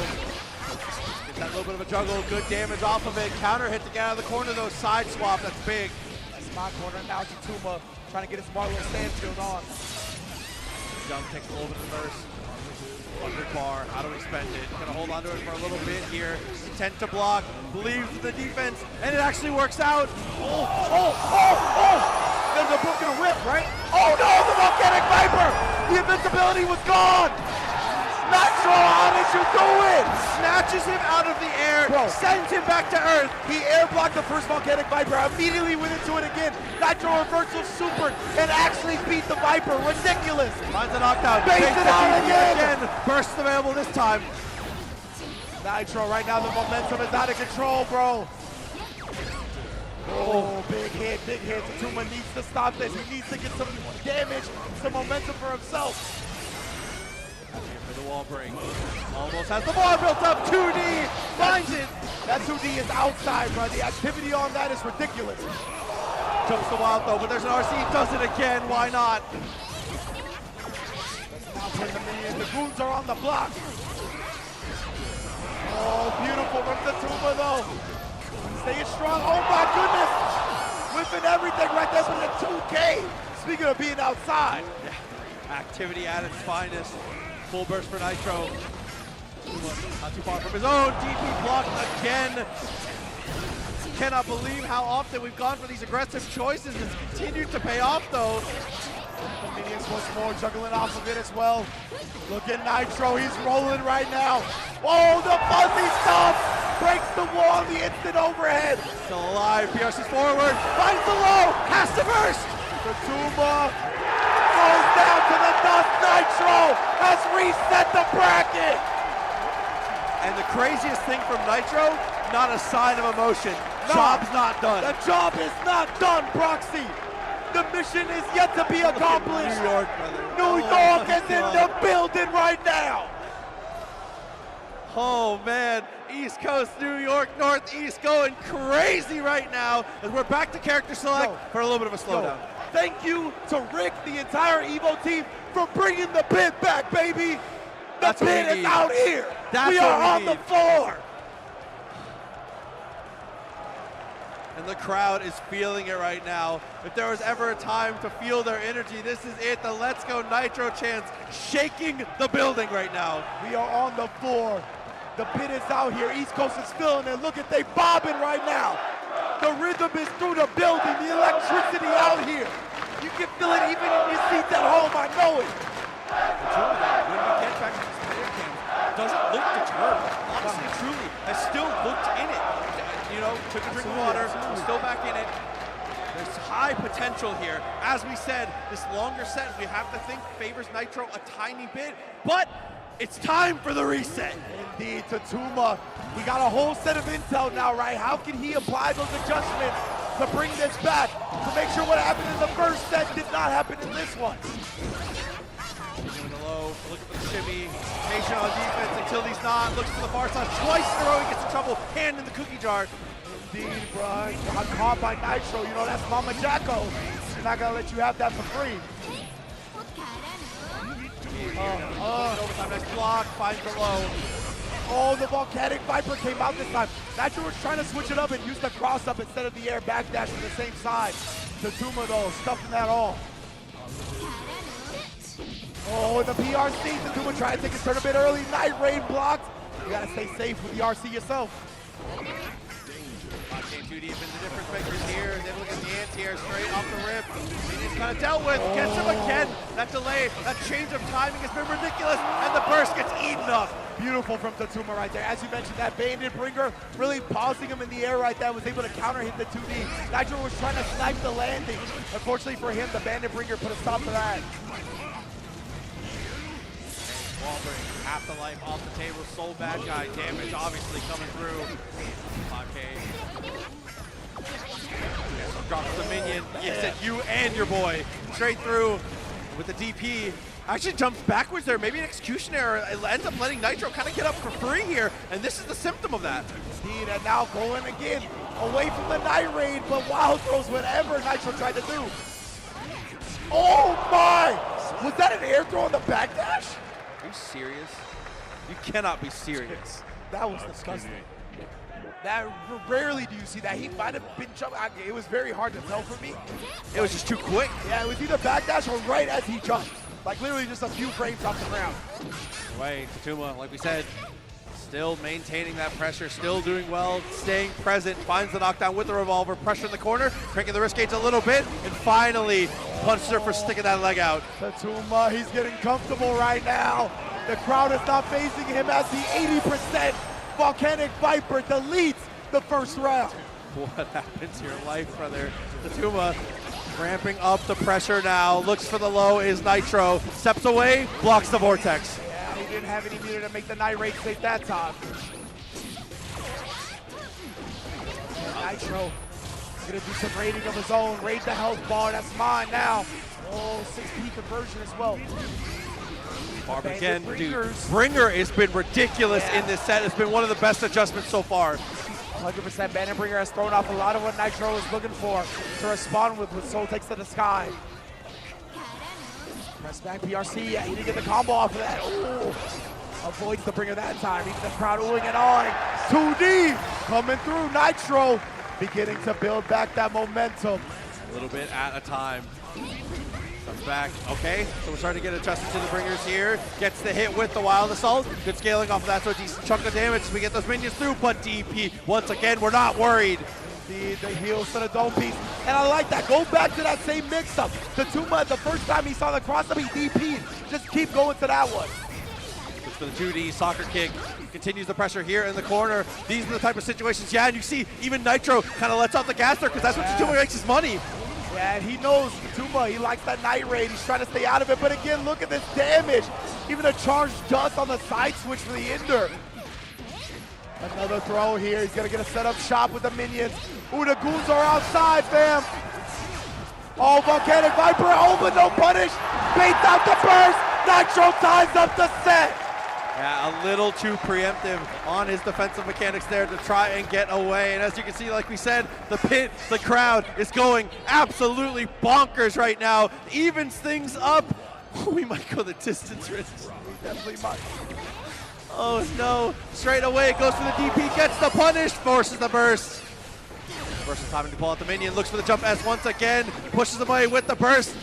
He's able to get that knockdown again, 50 bar, how do we spend it? Nitro is holstering it for now, he knows. Anytime Tuma gets close, he'll be able to use it to slow down the neutral or just hold on to it for a super perhaps. We've seen a lot of reversal supers. The PRC backdash overhead, tagging him for some damage. The minion coming through to finish it off. Minion number 2, working overtime, paying the bills here, looking great. Nitro taking the lead for the first time here in this set. Oh, the 2D, that was great backdash. Perfect spacing from the Tuma. He's starting to adjust to the own things that has been hitting him. Here's block, we do get out of the corner. Revolver almost catches the backdash with a 5K. And there we go, like you said, initiating some of those extra mix-ups here. Wild Assault, he actually flubbed up a conversion a little bit to allow Nitro to play this round a little bit more fairly than he would have otherwise. The instant block into the back throw, and then again the minion mix. Oh my goodness, Nitro with 100% tension. Full minion bar as well. Oh, Bandit Revolver. The burst, it's gone. He's not gonna use it yet. He tries the Elysium driver, the Tuma's ready. Oh, but he PRC's it into the throw. Gold burst, it's dealt with, he jumps away. Minion doesn't get the hit. Vortex away. The backdash. What a punish! The backdash right before the Night Raid. He knew it was coming. Oh my goodness. Nitro takes a 2-1 lead in Grand Finals. Nitro on the verge, being able to cash out, become an EVO champion, join so many of his friends and colleagues on the wall of champions here. And continue an incredible New York legacy of fighting games. Adding another EVO champion to their roster, but we can't get ahead of ourselves. Tuma comes from a star-studded region as well. Let's see it here, Volcanic Viper to end it. Great damage into the Tyrant Rave. Send them through, hard knockdown, opportunity to kill on one interaction. RC and up trades. Doing all we can to survive right now. You already know the Bandit Revolver is huge. ODG with the 6H. Yeah, keeping it nice and simple. Plants the tombstone. Realize wifey, but that's okay. DP, what an answer. Fafnir in response. Headbutt, you never want to headbutt a gear, fam. One more Gian. Oh, one more Gian. Trying to break this mask right now. Tatsuma looking to really condition him, but a back throw incident. We've seen a whole lot of rounds lost because of that. But man, the 2S coverage after the backdash of the Fafnir. This man knew the answer and ties up the set in an instant. And just like that, it comes down to this. It couldn't be better. The stories write themselves. EVO's Guilty Gear Strive comes down to one final game. Let's get it, bro. Nitro again, striking first blood significantly here. That Volcanic Viper is so tough to punish. Night Raid, though, much more easy. Yep, 50 meter. Secured here, gets the hit. Closer to the wall. Elysium driver potentially, depending on the touch here, finds the throw. Nitro Just overwhelming him with the minions, sneaks in the 3-frame normal. Tap does, oh my goodness, the blocks, but not, you can't block forever, Tatuma. What a burst too. If this doesn't go your way, this could be devastating here. Oh no, and the hero burst does not pay off. Now coming into the round with almost no resources, Nitro is on the verge. The crowd hears it, they can feel it. Everybody is thirsty for him to bring home the EVO title. But Tatuma already got the corner, already got the big counter hit, and Nitro surrenders his burst and still can't escape the corner regardless. 6S finds its mark though. Tatuma is finding a lot of success at these mid-range situations, takes the kill, and puts us down to the final situation. Final round, crowd, let me hear you. Minions right off the rip, trying to be the aggressor here. Nice anti-air, trying to get himself to a lead. Pushes away in the wild zone, is backdash. And the trade afterwards. Nitro making some adjustments to the foe's Fafnir game. Oh, kicking the minion at him as well. Recognize the FD and gets the dash throw. What a block, but the counter hit is there. He wants the corner back. We scrambling. There's a dash, I'm not sure. He blocks it hard immediately. Not enough to kill, but that's okay. Still, setting up for the situation. Takes the kill. That's going to be Nitro. He's going to be your champion for Guilty Gear Strive. What a performance. New York embraces their own, embraces their most beloved son. Nitro, straight out of the city, brings home the EVO championship. Oh my God. An unbelievable scene. An unbelievable scene. My head is spinning right now, man. Incredible performance, Nitro. Once again held up. Literally crowd surfing as he's able to bring home the Strive EVO championship to New York. Posey front and center, so many of the Guilty Gear Strive contingent, the fighting game contingent here. See Damascus in the building as well. So much love being shown to this man who has constantly put in work every single day of his life to come home, to bring this title home. This is what we all work for. This is what we all dream of. Oh, dude, and again, being able to do it with your friends, your family, right in front of you, an incredible feeling. And Nitro, unbelievably well-deserved, back to the stage, and you can see him here, your champion once again, Nitro!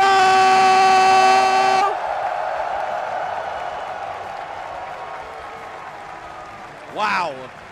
Oh, man. What a top 6, man. So many incredible matches from start to finish. Nitro starting the top 6, ending the top 6. Man, what a way to get down, man. Actually unbelievable. And again, just seeing him take in that moment, seeing him have it, dude, getting his flowers, so well deserved, as you said, an EVO finalist in his own right across a different title, but being able to stake his claim here in Guilty Gear Strive. I mean, to be able to be here, Sunday finals, make your mark, become a part of the Hall of Champions. Unbelievable. Yeah, man, like we said, we celebrate all of our EVO champions every EVO, right? The banners are decorated around the stadium, around the arena, around the convention center, showing off our legacy champions. Nitro is joining that list for 2024 Guilty Gear Strive. Incredible stuff right here. Him and Tatuma still, the sportsmanship, you'll love to see that as well. I was going to say, give it up. Obviously, second place, Tatuma played an unbelievable bracket the entire way through. Yes, indeed. It's all about celebrating. It's all about giving these players their flowers. We're about to celebrate each of them here as the top 6 ceremony is upon us. Dude, unbelievable to see these players, like we said, fight through this bracket. One of the most stacked brackets of all time, especially here for Guilty Gear Strive as the game continues to develop. Crowning a new champion, what a feeling, man. With the Jacko and the Giovanna, two characters that I feel even now are a bit underrepresented. So the fact that Nitro has been putting in so much work, overcame whatever matchup he had to, doing the hard work to where he made sure to pick up a secondary character for the matchups that the first character just wasn't getting the job done in, right? He explored and exercised every option to be a success, and this is how it paid off, I should say. And it even came off of him in the beginning. I feel like a lot of it came from him not believing in Jacko as much, and that ends up being the character that gets him to this position here, looking amazing, man. Man, amazing for sure. That just barely begins to describe it. But for now, we need a quick break. I know my voice is cooked. Let's go to the stage with our host to celebrate our players. Let's hear the hype one more time for our top 6. Tied for 5th place, Ooey Gooey Chewy Snickers.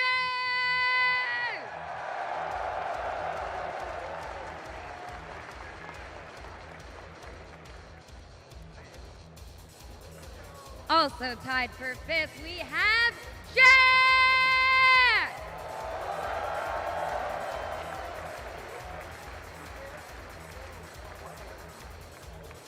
Coming in 4th place, Sando.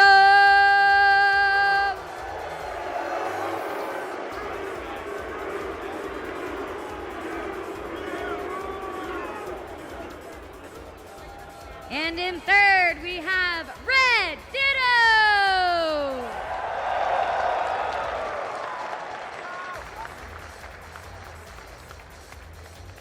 Taking 2nd place is gonna be Tatsuma.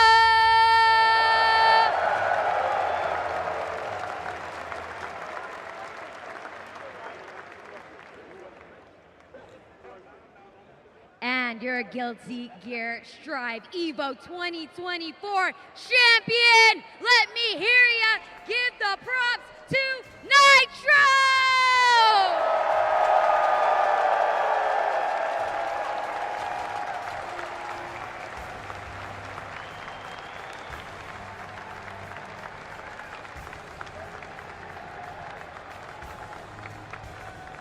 And you can't forget our beautiful trophy Victrix sticks going to the top 3.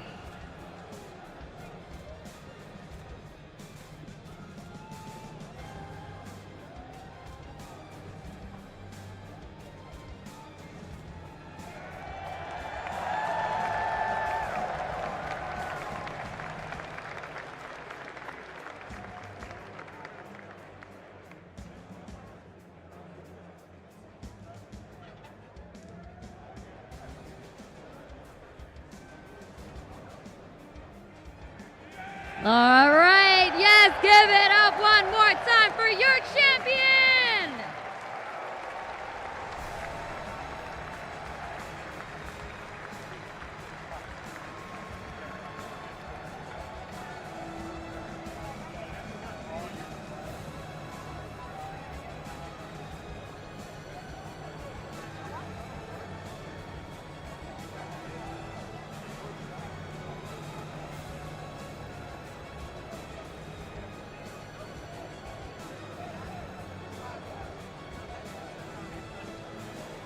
Congratulations once again to our entire top 6. Ringe, Proxy, y'all still good up there? Did you recover yet? How we feeling? Absolutely. I mean, a beautiful end for a beautiful game here. And honestly, if anything, just the beginning. Still plenty more stories to be written, plenty more things to happen. Guilty Gear Strive, we continue to thrive, we continue to do amazing. And what an incredible tournament to get to see, man. Just genuinely unbelievable. I was going to say, we're getting teary-eyed up here because the way Nitro held the trophy, like you could see the blood, sweat, and tears that have gone into getting that trophy. He held it like it was his child, bro, clinging it to his heart. Like that just said so much of what you need to know about this community, about the effort that the players put in, about the sacrifices that they make to become as good as they are. That was all on display here tonight. Absolutely, and like we said, it's the ending here for EVO, for Guilty Gear Strive, but a new beginning as there's plenty more tournaments to be played, as well as plenty more tournaments to be played tonight, obviously. Guilty Gear Strive as a wrap-up here. Nitro, your amazing grand champion, and Ringe, dude, unbelievable, man. A pleasure to get to sit across from a legend, brother. Oh, thank you, bro. I appreciate the love a lot. It's always an amazing place to be here at EVO. We have the best seats in the house. I couldn't ask for anything more. This is what I live for. Love seeing stuff like this. Let's go down to the host and wrap up Guilty Gear Strive. Thank you, everybody. EVO, how are we feeling right now? We are halfway through day number 3. And you know what's coming up next? gonna be second ace. So don't go anywhere. Gonna hop to a quick break, and we'll be right back.